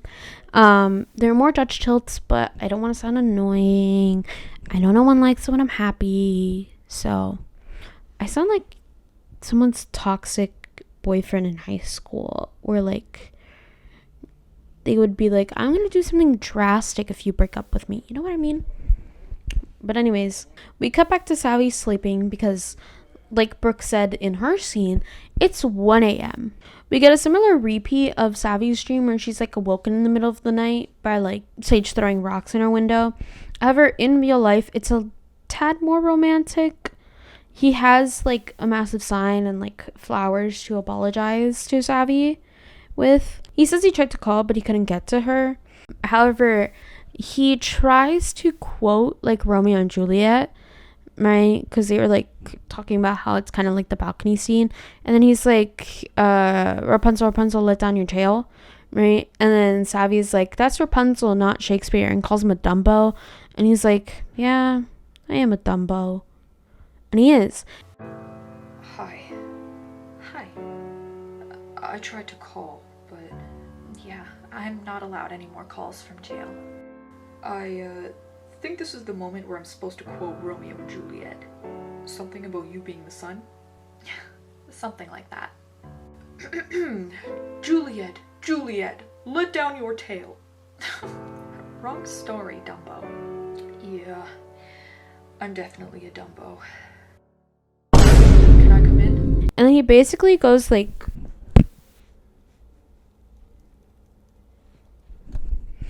and yes, for those of you wondering, I did put the actual emojis in my script. I don't know if you can see it. I'll put a screenshot, but they're there. So yeah, he does that and asks her to let him in, right? My back hurts. She tells him that if her parents hear them, they're gonna die. They'll kill her. He tells her that she'll protect her, and she's like, I wouldn't count on it. And honestly, I wouldn't count on it either. This is the same man who, like, 12 hours ago, maybe, called you a biatch. I wouldn't count on him doing shit for you. He apologizes for calling her a biatch, and that he understands how it looked bad from her perspective to walk in on him and Brigitte so close. And again, like, you understood in the moment. You tumbled out of bed and you were like, This is a PR nightmare. I need to fix this real quick. You understood in the moment, and then you still called her a biatch. What? Whoa. Savvy. Savvy! Hey, babe! Savannah! Hi! We were just, talking. You know, just a casual chat on my bed. Get the fuck out of here. It's 1 a.m. Go home. Savvy, run over him with his car. I swear to God. Actually, no, wait. Savvy doesn't need more charges. Almost pressed on her. I'll run him over with his car, Savvy. He reassures her that he only has eyes for her. I doubt it. And that he set up a boundary between himself and Brigitte for her not to go into his room. He also, allegedly, told Brigitte that he needed to stop disrespecting his girlfriend and how she was so okay with this. I mean, I doubt it, but maybe she's better than I thought she is. Like, I don't know. I don't know. Granted, I don't disrespect men in relationships. I only disrespect my man in our relationship. You know? By telling him the world's worst compilation of words to ever exist. But he still loves me. So, he's here willingly. But, like, I don't know. I'm not going to sit in, like, some dude's bed. You know, being like, your girlfriend doesn't like me. At that point, there is a reason she doesn't like me. At that point, she should hit me with her car or something. She should hit me with, like, a crowbar. You know, I should also be put in hospital because she assaulted me. You get me? Sage asks if they're broken up now after this, but Savvy tells him that she's unsure about their relationship. I'm not unsure about it. Break up with him. You're welcome. But anyways, Sage blurts out that he loves her and they start making out. But who cares about Sage and Savvy? You know, they're only like the main couple. We're going to get back to Tom and Violette. Violette asks Tom if he'll be her date to the dance tomorrow. During this, he gets a call from Savvy, which we all doubt is actually from Savvy. And, you know, Violette's like, oh, who's calling? And he's like, no one important. Good. Set those boundaries, Tom. She doesn't deserve you. Violette pieces together that Savvy is Tom's ex that, like, he told her about. And Tom tells Violette that he doesn't want to talk to her at all. Again, good on you, Tom. Set those boundaries, King. Slay.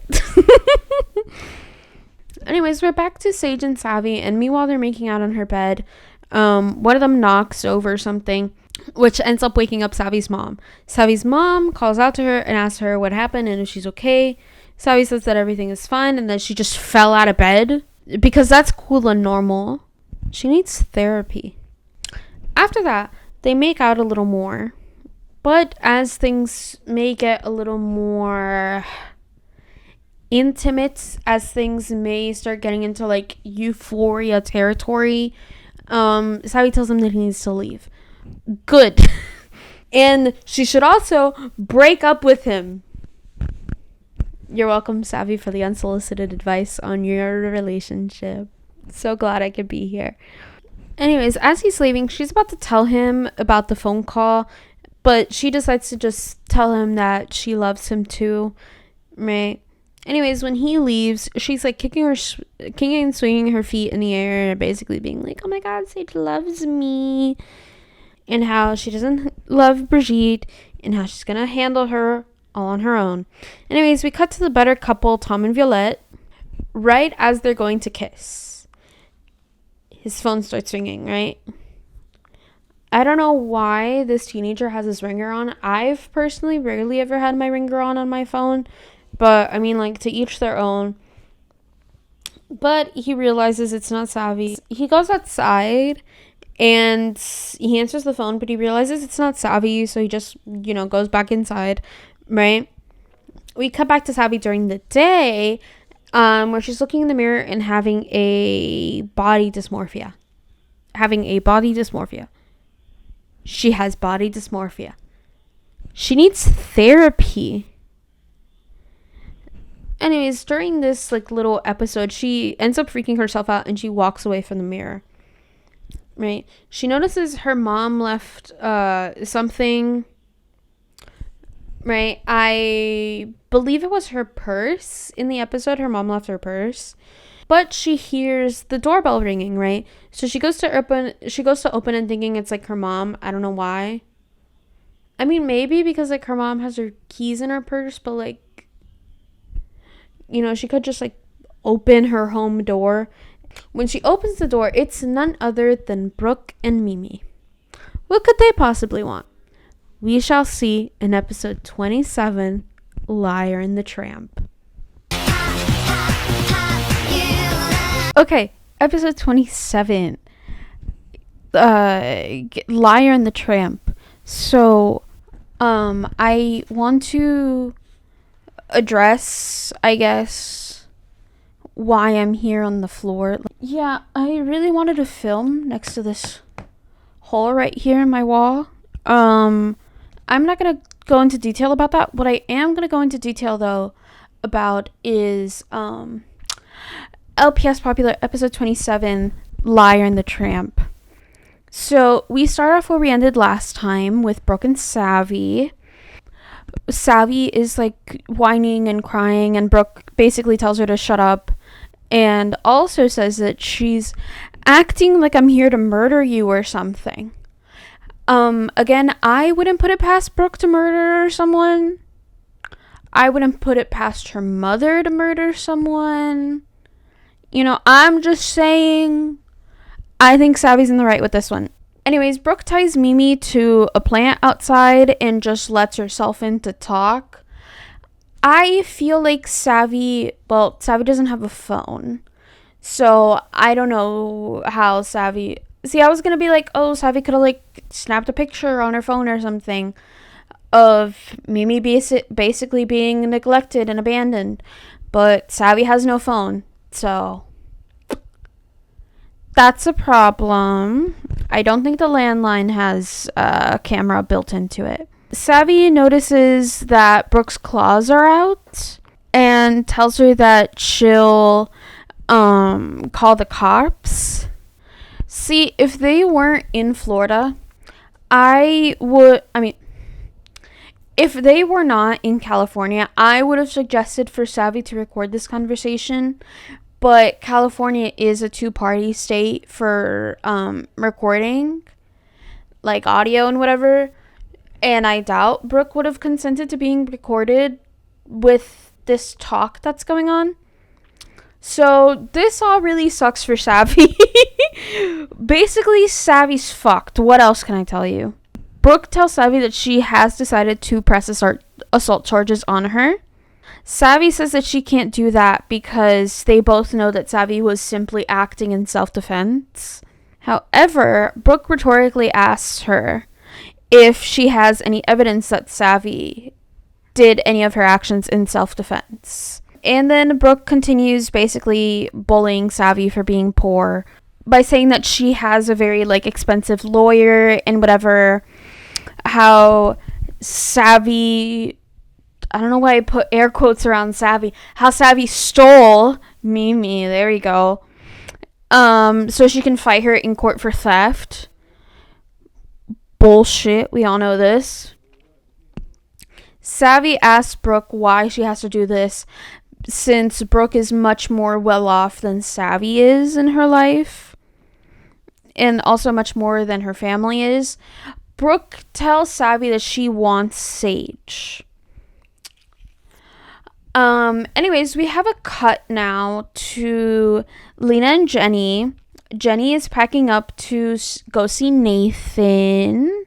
Lena's upset because she really wanted to hang out with Jenny tonight, but, you know, Jenny's leaving.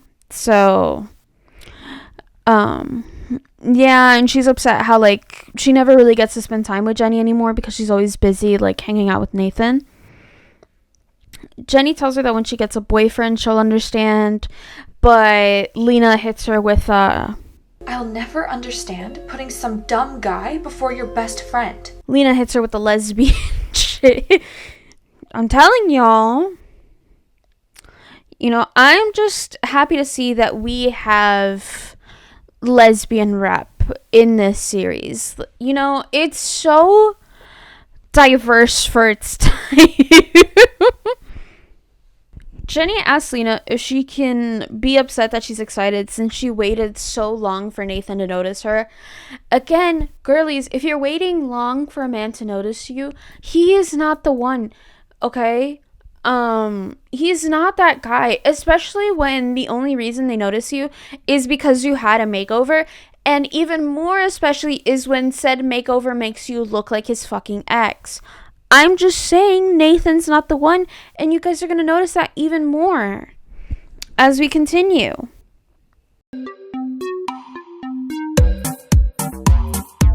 Jenny promises to Lena that she's not going to text Nathan at the next girls' night because she was also texting Nathan a lot. They switch topics over to Savvy, you know, just talking about how they're hoping that she's okay and wondering how to move forward from everything that's happened so far. We switch back over to Brooke and Savvy, and Brooke tells Savvy to break up with her stolen boyfriend. Again, that man is a whore. I don't got much else to say. All of the men in this show suck besides Tom. So, anyways, and also not to tell a soul about the conversation that they just had. Brooke goes outside to get Mimi and tells Savvy when she runs out behind her that she has 24 hours to break up with Sage, or she will proceed with pressing charges. Just as Mimi and Savvy are about to reunite, Brooke, yanks on her leash and they walk away.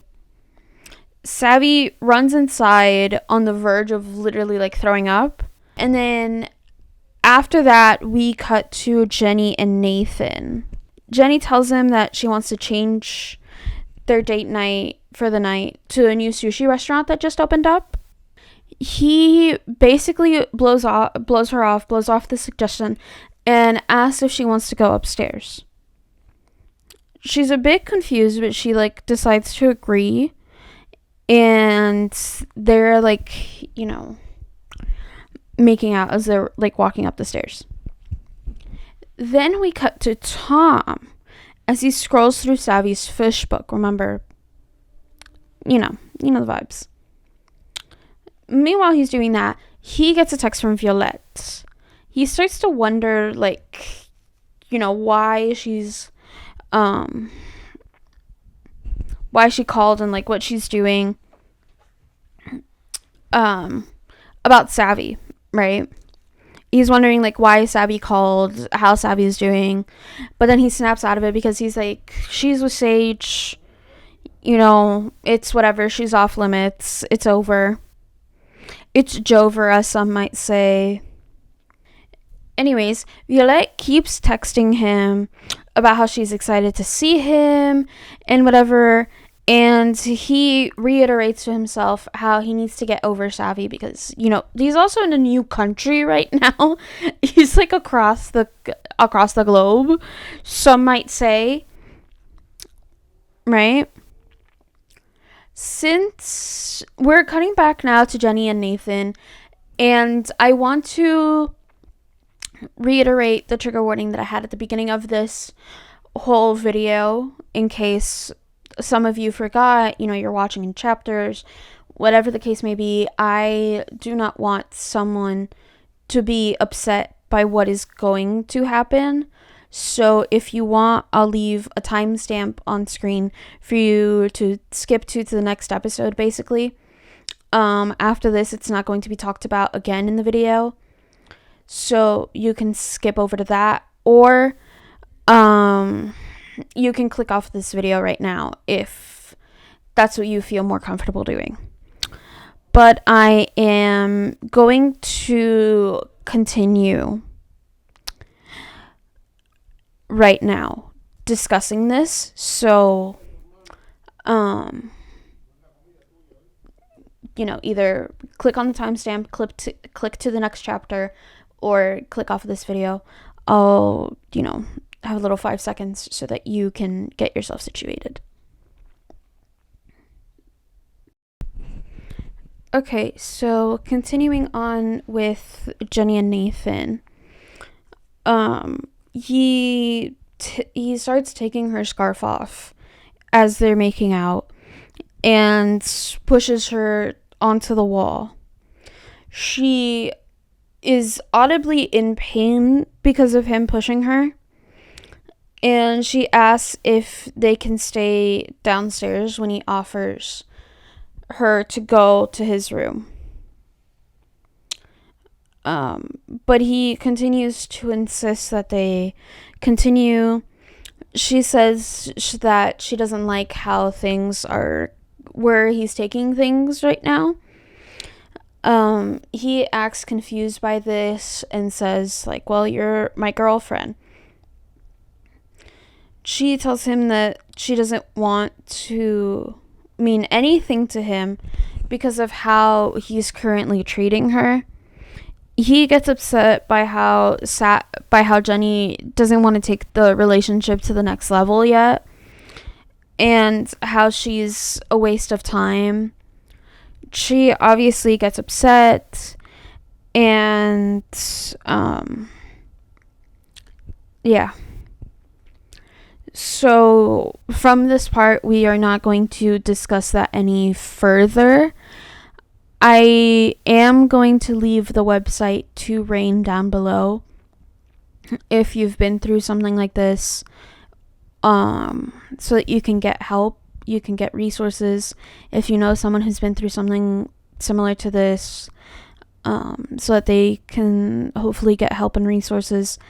And remember that just because you are in a relationship with someone doesn't mean that you have to take steps that you're not necessarily ready for. And that that this isn't a way that you should be treated. I just want to say that. You deserve much better if you've ever been treated that way. And I hope that you've been able to find help and joy and happiness. But yeah, the coast is clear now. We're moving on to not lighter topics, but I guess not as heavy as that. So anyways, we are back to Brooke and Malcolm making out. She asks him to make popcorn with literally nothing but popped corn. Okay. And she goes to see Mimi.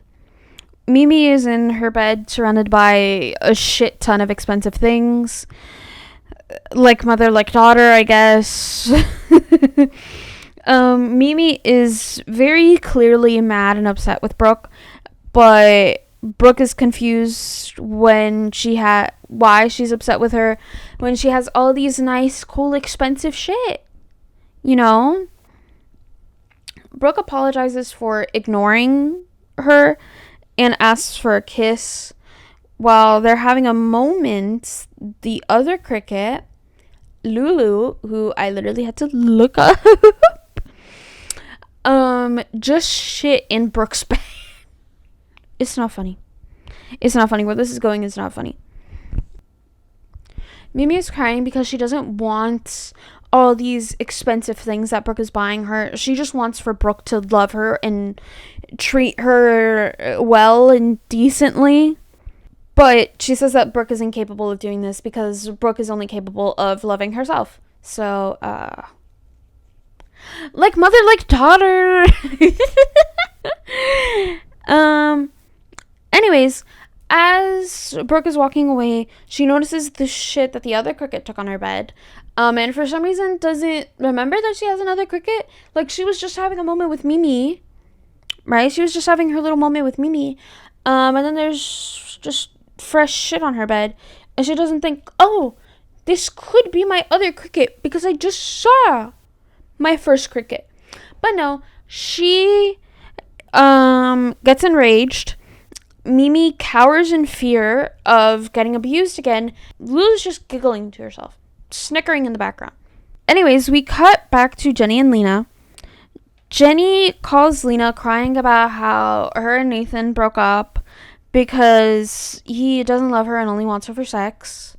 I fear that someone might have told her that. But hey, what do I know? What do I know? What do I know? Except that men ain't shit. But anyways, the girls argue because Lena tells her that she saw this coming from a mile away, and how, you know, again, the reason that Nathan and Jenny got together is because Nathan cheated on Rachel. Not good. Not good. I will say, of course, she is right. You know, I'm not going to deny a girl her rights. But I don't think now is the time and place for that. You know what I mean? You know, I feel like the moment when your best friend tells you, like, this man only wanted me for sex isn't the time to be like, I told you so.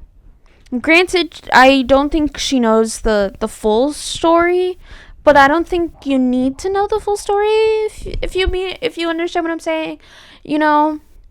But that's just me. What do I know?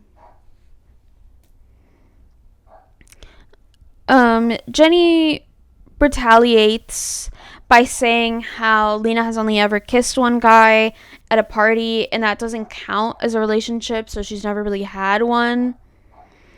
But again, I'm just saying Lena's a lesbian, and we need to respect that. They continue hurling insults at each other until they eventually hang up the phone on each other. We cut back to Savvy as she is throwing up blood, and her eyes are blood red, and there's like mascara all over her cheeks. She looks at herself in the mirror and tells herself that Brooke wins. She always wins. What a note to end off of. On to episode. Because tonight is the night.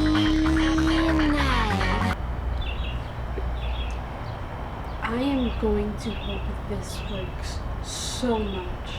So anyways, as you can see, I am outside. I don't know why I decided to do this to myself. Don't ask me any questions. I can barely read my script as is. But we're gonna make this work. Hello baddies. Welcome to episode 28 of LPS Popular. Now I can read my script. Sort of. Luckily for me, when I was a kid, I wore glasses to be able to see from far away. Thank you, King. So I can read from far away. It's this secret talent that I have. I wore the ugliest glasses and I got bullied for that. But it's okay because now I got 20/20 vision. We are going to be talking about episode 28 of LPS Popular, Love You Not.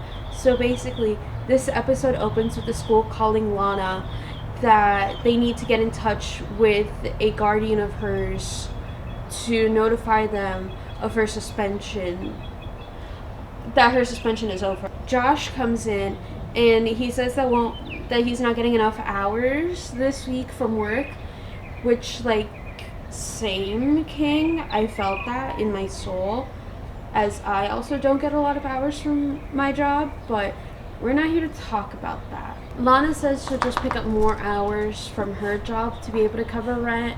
Josh gets upset because she's already been working a lot. Lana tries reassuring him, but he doesn't think that things will go well or better. Anyways, we go back to Savannah, who's crying in her bed over what Brooke said. Savvy's mom comes home as Savvy's sobbing in bed, and Savvy's mom tells her, Hey, bestie. I got laid off of my job. I don't know why I keep doing this. I just feel weird standing this much. So anyways, luckily Savvy's dad is still in. Savvy's mom notices that her eyes are red and puffy from crying and asks her if she actually was crying, if her eyes do not deceive her. Savvy tells her that she's just been throwing up and that she might have like the flu or something. Savvy's mom asks her if she needs anything before she goes off to make some very important phone calls. And from there, we cut over to Tom in France. Now that we're in France, Tom and Violette are at a party together, just, jamming it out. But actually, Tom isn't jamming it out because he's actually on his phone at a party. Violette gets upset because he's barely paid attention to her because he's just on his phone distracted. Basically, he's basically waiting for a call back from Savvy or like a text or something from her, and she just gets upset, obviously, and she's like, did Savvy ever apologize to you? Did she ever do anything to show you that she was sorry for what happened, that she actually cared about you? And I mean, honestly, Violette kind of gagged him with that one. I'm gonna be honest, she's kind of real for that. And listen, I'm not one to really agree with French people. I kind of hate them. But I like Violette. Violette's like probably one of my favorite characters, I gotta say. I don't know what ranking she is, but she's there. Trust. So basically, after she walks away, Tom runs after her, and he's like, I don't want to get hurt again, and she's like, well, only you can really decide on that one, buddy, if you want to run back to Savvy or if you want to come to me. And basically, in the end, Tom makes the right decision and chooses Violette over Savvy, as he should, and they start to make out. After this, we cut back to Savvy. She basically goes in and asks Savvy if she's alright because she looks awful, and she also tells her that someone's on the phone for her, thinking it's Jenny that's on the phone with her. She hands her the phone. She asks Savvy if she wants anything from the store. Savvy asks her for some ginger tea, and Savvy's mom leaves to run to the store. On the phone, it is actually not Jenny. It's actually a call from a mysterious phone number with the voice changer, basically telling her to make the breakup look convincing. So Savvy runs out, leaves her bedroom window to go and break up with Sage. Through this, we get a little montage of their relationship up to this point. I think they had been together for a month or so at this point. I'm not really sure. Don't quote me on that. It's raining while all of this is going on. She arrives at Sage's door. He comes out to greet her. They kiss for a little while, and then Savvy pushes him away, and he takes a really good look at her, and he's like, oh my god, are you okay? You look terrible. She's like, I'm fine, and then he's like, no, for real, are you okay? She keeps ignoring the questions, and then he's like, she basically breaks up with him at that point, and she's like, I don't want to be with you anymore, and he's like, is this some kind of sick joke? What's going on? So anyway, Sage asks why she's breaking up with him, and she's like, oh, but why? We were so happy together last night, and she's just like, I'm not happy anymore, which is a lie. So anyways, he's like, but last night I said I love you, and you said you love me back, and she's like, no, do you have any sources for that? Right? She's like, I don't love you. I actually lied to you for fun. I never loved you. Never have. Never will. And then she runs away sobbing because of this. And then he's just kind of there, sad and confused in the rain. Brooke and the girlies are together, and they see Sage's fish book status. basically saying that he's single. And I find it kind of funny when I was looking at the details of he had posted that literally like 5 minutes ago, and then the next scene that we see him in is literally coming in. He immediately goes over into his room where Brigitte somehow is. I don't know why she's there, because he had told Savvy that he told her not to be in his room anymore because he has to respect his relationship. So I guess he doesn't really give a shit about that now. So anyways, he goes into his room. He is yelling at Brigitte because Savvy broke up with him. She's confused because she's like, what are you yapping about, King? I don't know what you're talking about. And he's like, well, I know you've had a thing for me this whole time. And it's like real funny how he knew that, but he didn't really do much about it.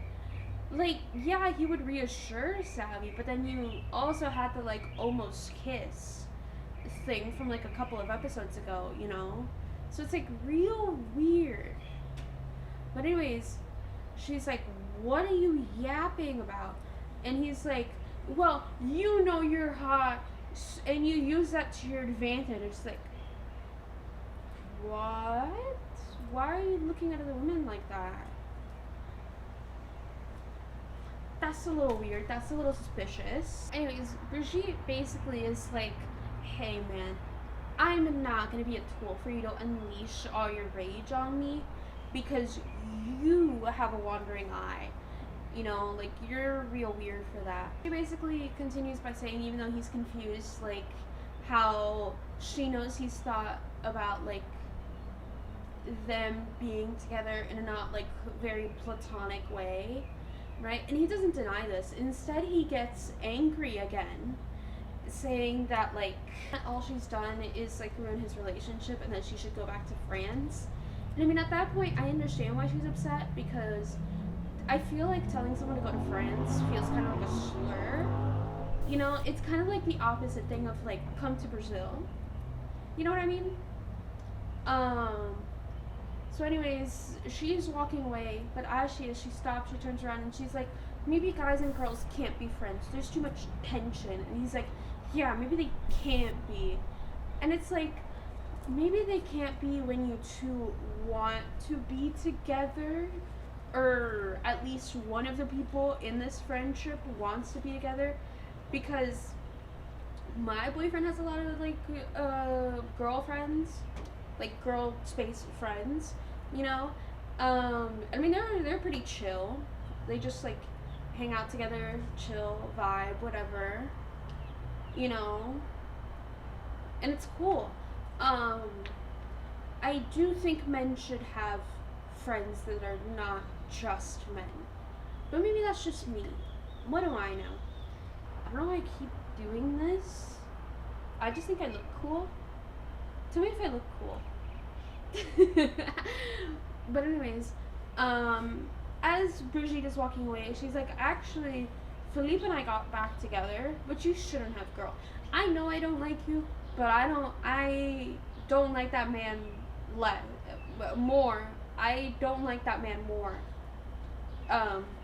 I hate that man. I just don't like you. I don't think you should have done that. That man's a player. Right? But she's like, oh, Philippe and I got back together and we're happy, so I don't want to be with you. So, boo. Right? But anyways, we're cutting back to Savvy's house now. She's basically throwing up again. Her mom, like, tells her through the wall or something, through the door, like, hey, your suspension's over, you can go back to school whenever you're ready. And she sarcastically responds, like, ooh, I can't wait.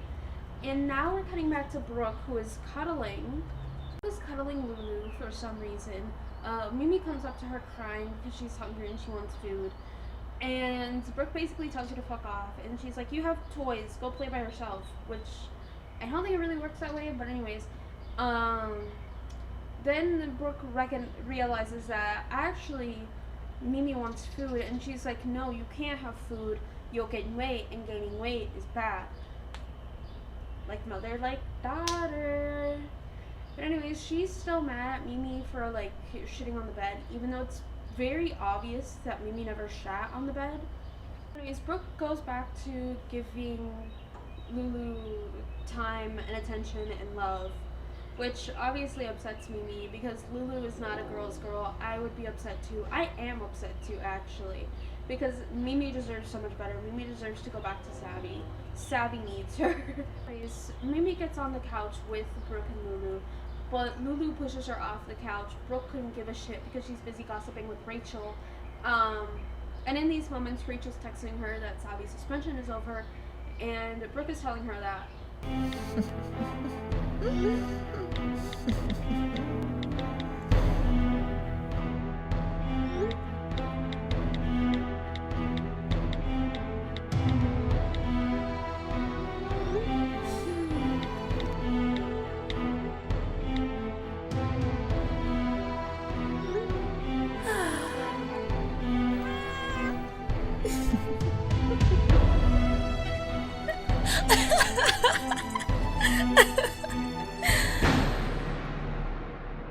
You're a size too big, bitch, and my shit fit. Episode 29, Operation Barbecue the Sausage. Also, Season 2's finale, Part 1. So, we open this episode, with Tom and Violette making out on the couch. Violette notices the time and says that she has to go to class. Tom asks her out to dinner after their math class together, and she says yes and calls him her boyfriend. He gets a little confused, and she's like, oh, look, I'm sorry if that's too forward. And he's like, no, it's fine. Actually, it's bien. And his pronunciation sucks. Violette kind of like laughs at him for it. Then he says like au revoir to her to say bye. But again, his pronunciation sucks, and he says that he also sucks. Violette has left at this point. She was walking away when he said au revoir. And then when she leaves, he goes to check on his phone, and he sees that Sage's status has changed to single now because he updated it expeditiously in the fucking rain, apparently, for some reason. But anyways, because of that, he's like, oh, like, this shouldn't really affect me because, like, I literally left the fucking country to be here and to leave all of that behind me, you know? Okay, so we are back inside, because my mom didn't like me yapping to myself. I'm just kidding. I felt a little embarrassed yapping to myself outside, and my mom caught me like that. But anyways, yeah, Tom is basically like, I shouldn't let Sage's fish book status affect me anymore. You know, I'm in a different country. I moved away to get away from all of that, and I also have a new whole girlfriend right now. Anyways, after this we get a brand new intro.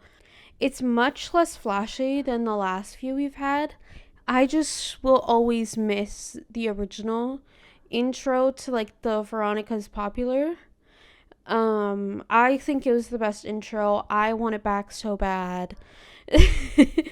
Listen, I know it's old as shit, but I think to solve most of the world's problems, we need to bring that one back. After we see this intro, we see Lena, and she's just in her room chilling, just reading a book, and she gets a notification on her phone and goes to check it. Loopsy pointed this out in their video, which is linked below, saying that we still don't know who the person who texted Lena this flirty message was, so it could be a girl.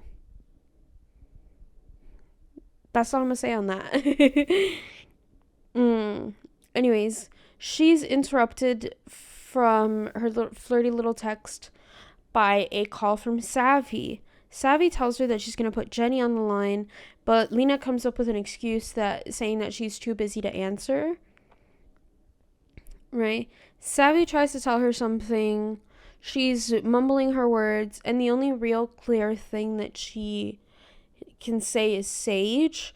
So I assume she's telling Lena that they broke up, but she can't really muster the words right now. Anyways, She instead tells Lena that she can go back to school tomorrow since her suspension is lifted. Lena tells her that it's going to be awful when she goes back to school tomorrow. After that, we cut to Brooke wandering the halls of OCD with Alicia and Rachel. Right? Rachel's worried that it'll be suspicious if they're in school so late, but Brooke tells her not to worry because they can just like bullshit an excuse, right? Alicia starts screaming about the lockers, so Rachel tells her to be quiet since that can draw attention to them. Brooke tells her not to worry because the only person who would probably hear them is the janitor, and he's allegedly in love with Brooke. That's a crime. She's a child.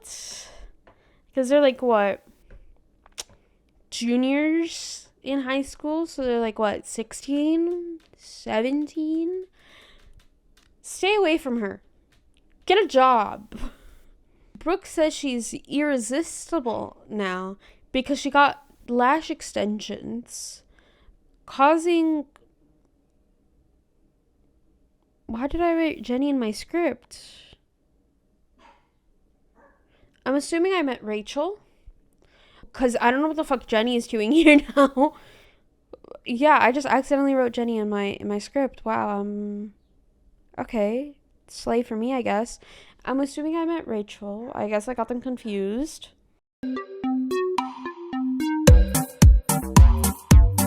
Causing Rachel to ask how Malcolm would feel and ask where he is. Brooke replies that he's modeling in Europe, mentioning that she hasn't talked to him in a while. Anyways, the girls end up going to some random closet together, where there's a bucket high above them in like the first shot. Brooke tells the girls that where they're in right now is where they're going to execute their plan tomorrow. She asks them if they know what their jobs are, and Alicia barely does because of course. Brooke asks Rachel if she hired anyone. I don't know what the fuck we're hiring people for. I hope they get paid fairly though. And Rachel says Nathan. She says that Nathan texted her the night before wanting to talk, so she gave him the job, and how she's so over him. She's not. And I know this because she continues rambling that she is. But Brooke stops her by saying that she doesn't care.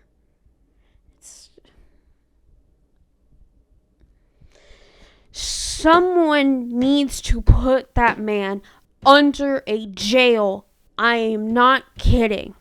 I don't care if he is buried alive or not. He needs to be under a jail.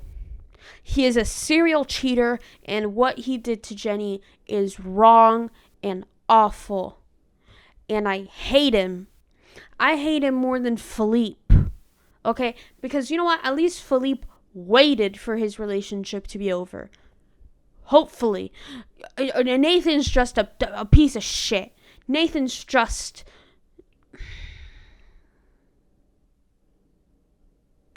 I'm gonna move on.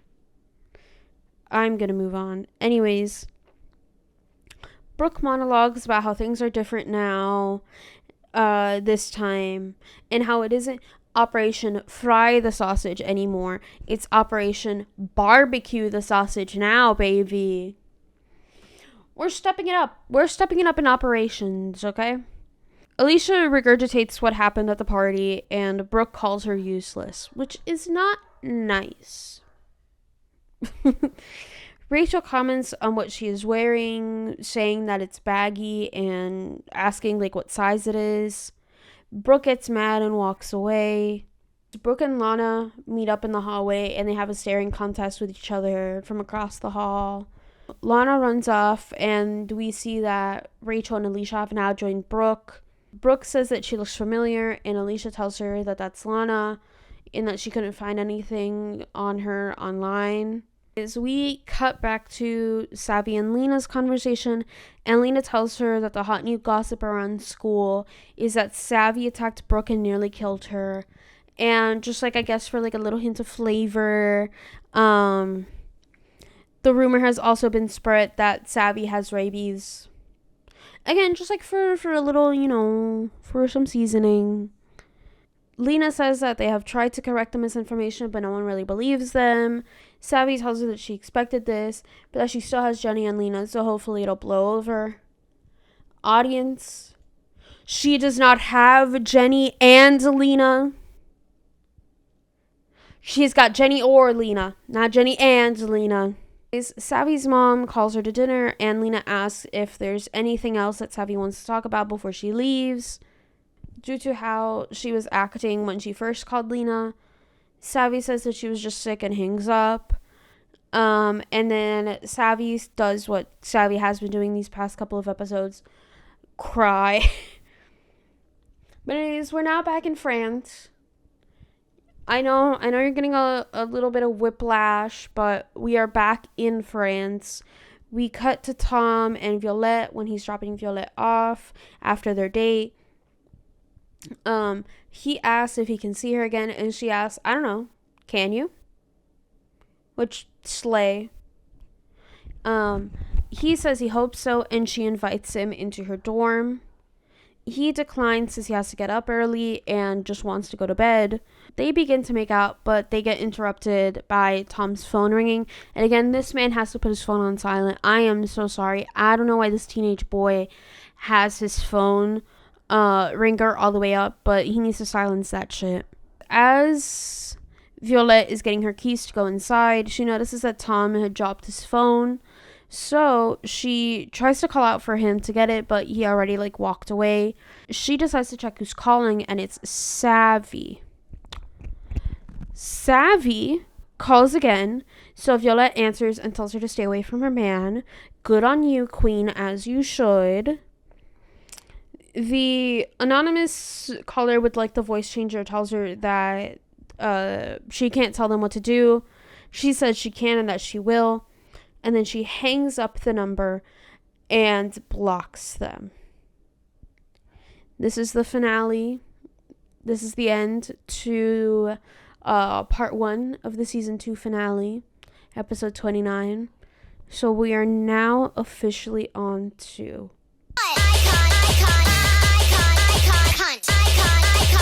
Listen, honey, you're over. hello, everyone. So I know this is a bit different, but I wanted to do something a little special, a little different for these last 3 parts to the video. I also turned 21, so if you do not mind, also drink responsibly. Yummy. It's too late in the video. YouTube's not gonna tell me shit. Let's get into episode 30 of LPS Popular. What's that? What's that IKEA shark? Oh, there is no episode 30. Okay, thank you, IKEA shark. I was about to call him Tobias. I don't know why. I never called him that. I never named him. Yeah, I do have an IKEA shark. However, as IKEA shark Tobias was telling me, I hope I don't look too weird. As IKEA shark Tobias was telling me, there is no episode 30 to LPS Popular. Most of you might have already known that fact because you're massive fans of LPS Popular. So I want to talk about why there is no episode 30 to LPS Popular in this section, and then we'll get on. Sophie has talked about how in between episode 29 and getting ready for episode 30, she was in a very bad car accident, which has left her it's given her a lot of physical strain to making LPS Popular episode 30. She has been able to recover, do not worry. She is in recovery. But again, like, these episodes take a lot of physical strain because she is, puppeting around little toys. The shrimp position. But during this little hiatus, I guess you could say, she started a company with her mom, A Life Adjacent, that focuses on DIY natural beauty. I will leave the link to that down below in case you guys are interested in that. There was a major issue as well with LPS Tube in 2019, which is when the last episode aired, which not only affected, again, like, LPS Popular, but it also affected a lot more LPS channels, and a lot of them started leaving because of COPA, which was the Child Online Productions, whatever. But basically, it has restricted a lot of content creators in their ability to make content, specifically LPS tubers, since, they're children's toys, even though a lot of the shows on LPS Tube deal with a lot of mature themes, a lot of mature subjects. LPS Popular itself is PG-13. I honestly can't tell you any PG LPS shows. Maybe something on, like, Cookie C. Swirl's channel, but again, there was, like, that labor episode, so I don't know. But maybe someone can tell me in the comments about something that was PG on LPS Tube. There was this horror series on LPS Tube, and I don't know if anyone else knows about this. I've been trying to look for it. Okay, side tangent. But basically, there was this horror show on LPS Tube, and I don't remember the account name. I don't remember the show name, but basically, it was, like, a new girl in the school, right? But she's, like, haunted by something. The only major thing I can remember is, like, her eyes were, like, bloodshot in one scene or something. And that's about it. So if someone knows what the hell I'm talking about, please leave it down below so I feel less insane. But anyways, yeah, with those restrictions due to the Child Online Productions, whatever the fuck, a lot of channels got restricted, and a lot of LPS tubers quit because of it. Like, comment sections were closed, so, like, kids wouldn't, like, interact in them, right? It wouldn't get weird. Demonetization is, yeah, like, a lot of channels were demonetized because of it. So a lot of the, like, sense of community and the, like, desire to create just kind of went away during all of this. I don't know if these reasons, along with the car accident, were the reasons that Sophie, aka Kyla, decided to kind of take a little hiatus during this time, but we did get confirmation, I guess, for the LPS Popular girlies who are still here riding along. In Jazzy Ann's video on LPS Popular, that is linked below. In my script, I say from a year ago, but it's probably 2 years ago at this point. SophieGTV commented saying that she enjoyed Jazzy's video, and that it brought back a lot of bittersweet moments for her from this time. She also stated that that episode 30 is partially filmed, but again, due to the accident and all that stuff, it's been, like, really hard to make that series. Right? This comment was left 9 months ago when I wrote this script, which was December 12th, 2023. So as you can tell, I've been doing this for a really long time. But hopefully we will be able to see what Kyla has created for us soon. However, I most importantly care about Kyla's safety and her health. Well, not, I guess safety, yeah. keeping herself safe and her health more than I care about this silly little kid show that's like a decade old or more at this point. You know what I mean? But anyways, let's get into what I want to see from this series moving forward. I do it for the girls and the gays, that's it. We've discussed episode 30. I want to discuss what I want to see moving forward, both in episode 30 and for the rest of this series, right? In episode 29, we ended with Brooke staging some sort of plot to get revenge on Savvy again, right? And humiliate her in front of the school. And obviously, we want to see, or at least I want to see, obviously, the payoff to that. Like, what happens? Like, what's, going to continue to happen to Savvy's reputation at this school, right? Aside from that, I also want to see on this first day back from school from Savvy, like, what is now the dynamic between her, Sage, Lena, and Jenny? Right, starting off with Sage, they're broken up now, right? And I want to see, like, what happens. Are they, like, going to ignore each other? Is he going to try to talk to her, and then she's going to ignore him, right? And then she's going to, like, yearn for him on the sidelines since she can't have him now, right? Is he going to try to get back with her? When Brooke tries to eventually get back with him, is he going to be disgusted, or is he going to get back with her as an act of revenge against Savvy, right? With Jenny and Lena, I want to see how they interact both with each other and with Savvy now. With each other, I want to see, like, can they be in the same room with each other now? Due to the conflict that happened between them, right? Like, are they going to be cordial towards each other because of Savvy? Are they going to be passive-aggressive with each other when they're in the same room together?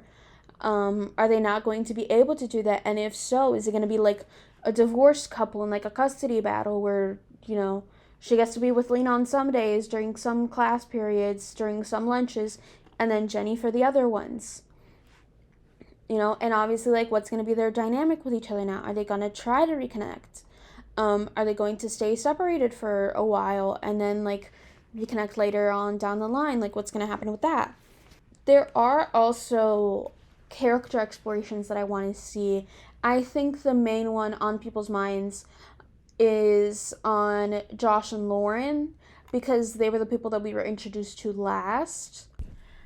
Okay, so I do want to give a tiny little clarification, because I know that everyone's going to be all up in arms about this. Everyone's going to want to fight me in the comments. If you've even made it to this point, which you should have. Also, I do want to address, I know you haven't seen me in a little while. I am still here. I am still editing. I just have a life. I am forced to touch grass almost every day. And by touch grass, I mean go to school and do art. But anyways, that's not why we're here right now. The reason that we're here right now is because I keep calling Lana Lauren. I keep calling her by her last name, but I just drop the S. That is not her name. Her name is not Lauren. Her name is Lana Lawrence. I'm just stupid when it comes to alliteration. And I was also drinking like stupid. I'm kidding. I was drinking responsibly. I only had one glass. And I barely had the full thing. So, I am responsible. I am 21. Okay? Before anyone comes at me. Do not judge the glue under my nails. But I wanted to come for that little clarification right there, so you guys aren't confused. I just accidentally called her Lana. No, that's her real name. I just accidentally called her Lauren because her name is Lana Lawrence. Okay. I feel like homegirl should go legally change her name because she's got a really confusing one. But yeah, if you hear me saying Lauren over and over again, Just know that I'm referring to Lana. Anyways, back to the video. So, like, you know, what's their relationship like? You know, since we know that they're siblings now and not, hopefully not on some Alabama time.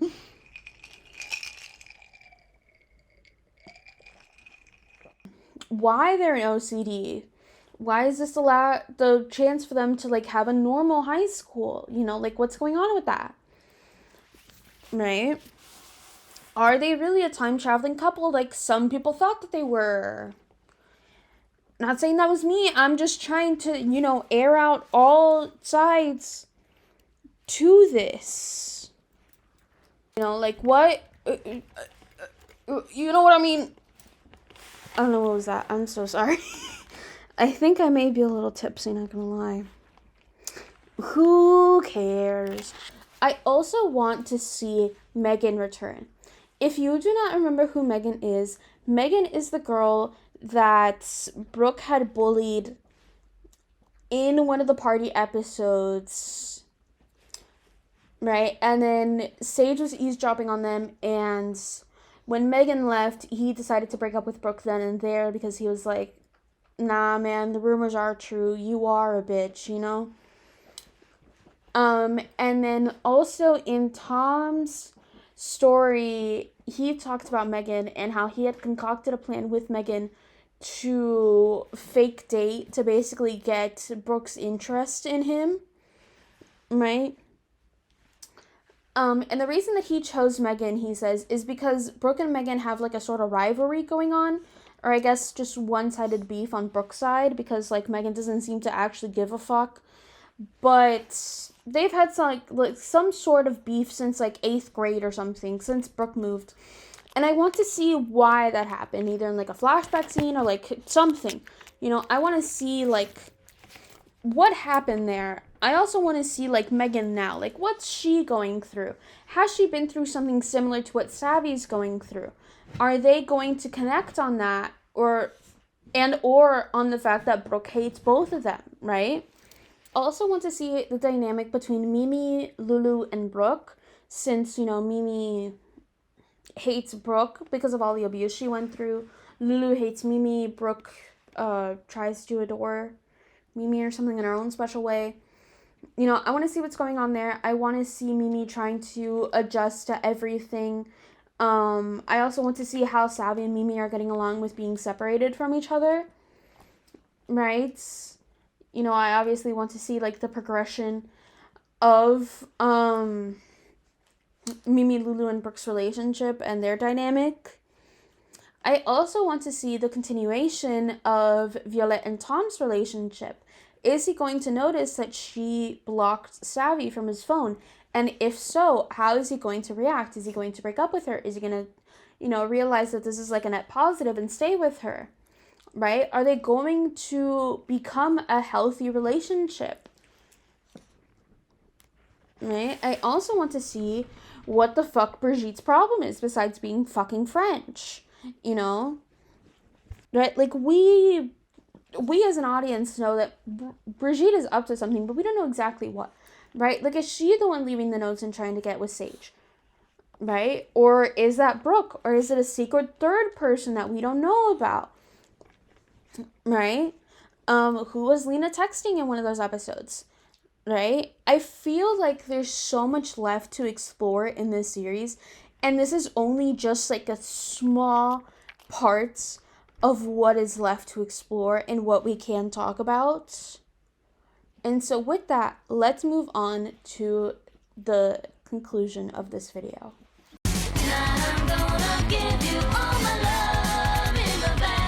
To conclude this video, I want to acknowledge the fact that over the years that this series has been going on, right, the visuals, the writing, and the editing have improved so much, so exponentially. And for this like decade worth of content that Kyla has given us, I want to thank her for it. You know, so Kyla, thank you. I feel like I'm just gonna sound so sappy during this, right? But she has put so much into this series that I don't think anyone would have thought that this series would have taken off the way it did, with like millions upon millions of views, right? Like creating like a just fucking class system of Littlest Pet Shop toys with, the ones in LPS Popular being like wanted so badly. And I don't think that anyone would have expected for a whole new genre of YouTube to be created, or at least have so much attention brought onto it because of this series.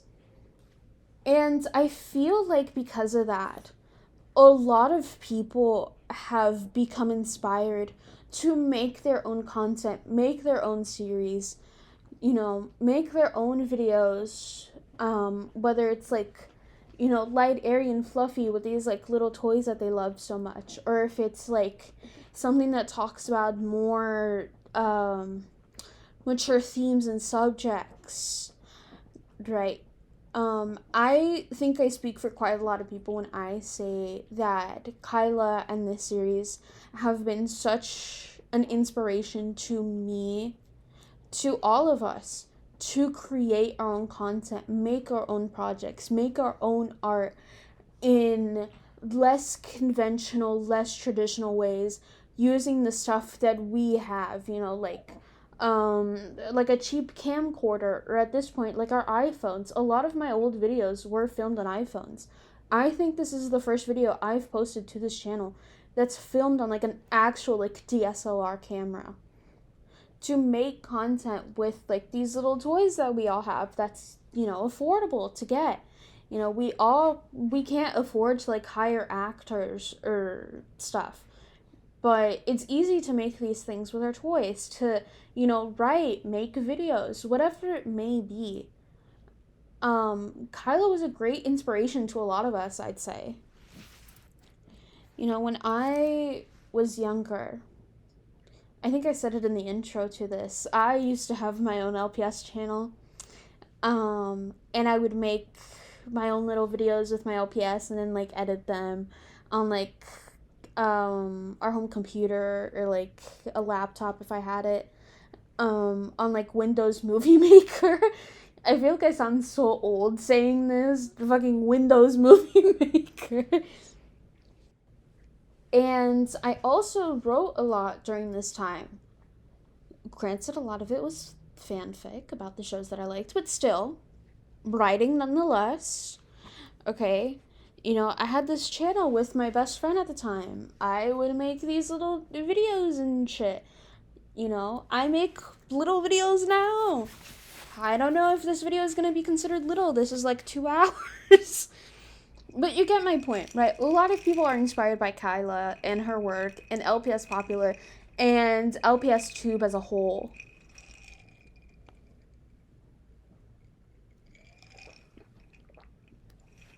And this content that I used to watch as a kid, it really inspired me to become a videographer, to become an editor, right?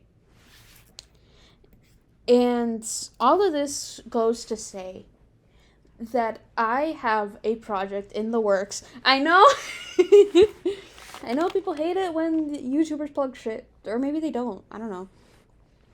But I've been hinting at it throughout with the editing of this video.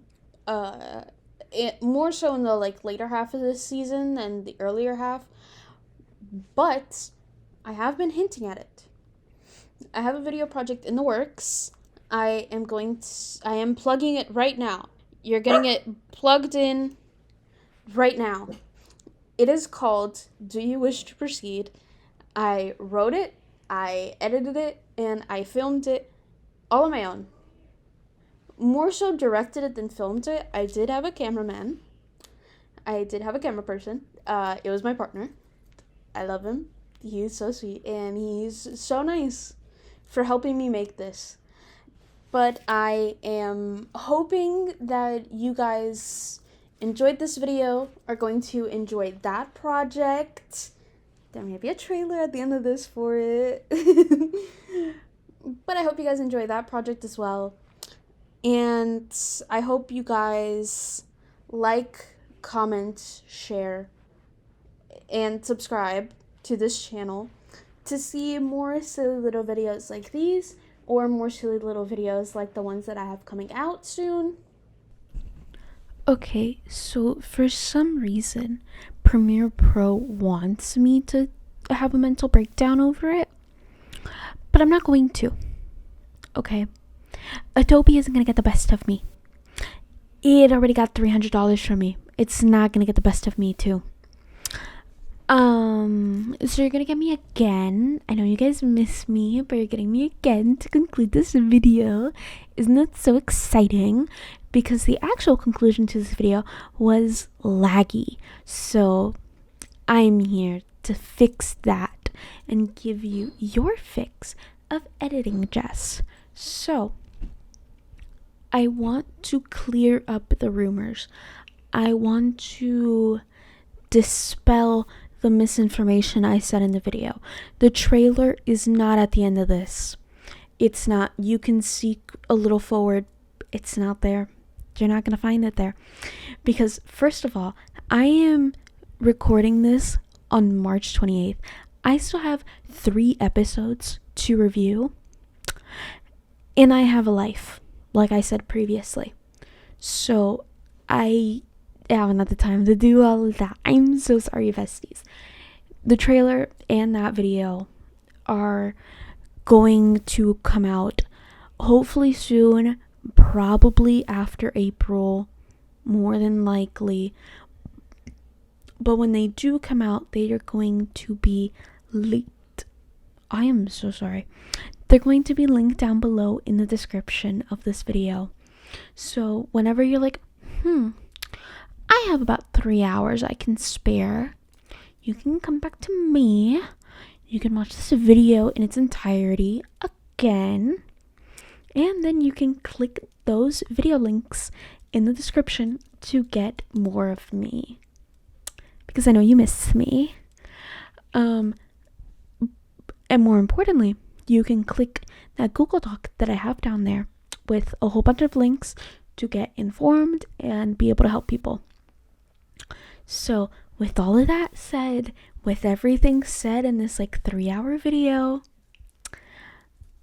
that is it. That is the end. That is the LPS Popular Season 2 recap. Hopefully I can be back here again with the finale to Season 2 and Season 3. But we shall see. We shall see. Hopefully you'll also get way more videos from me. Because, yeah. But, for now, bye. Bye-bye. Bye-bye. Au revoir.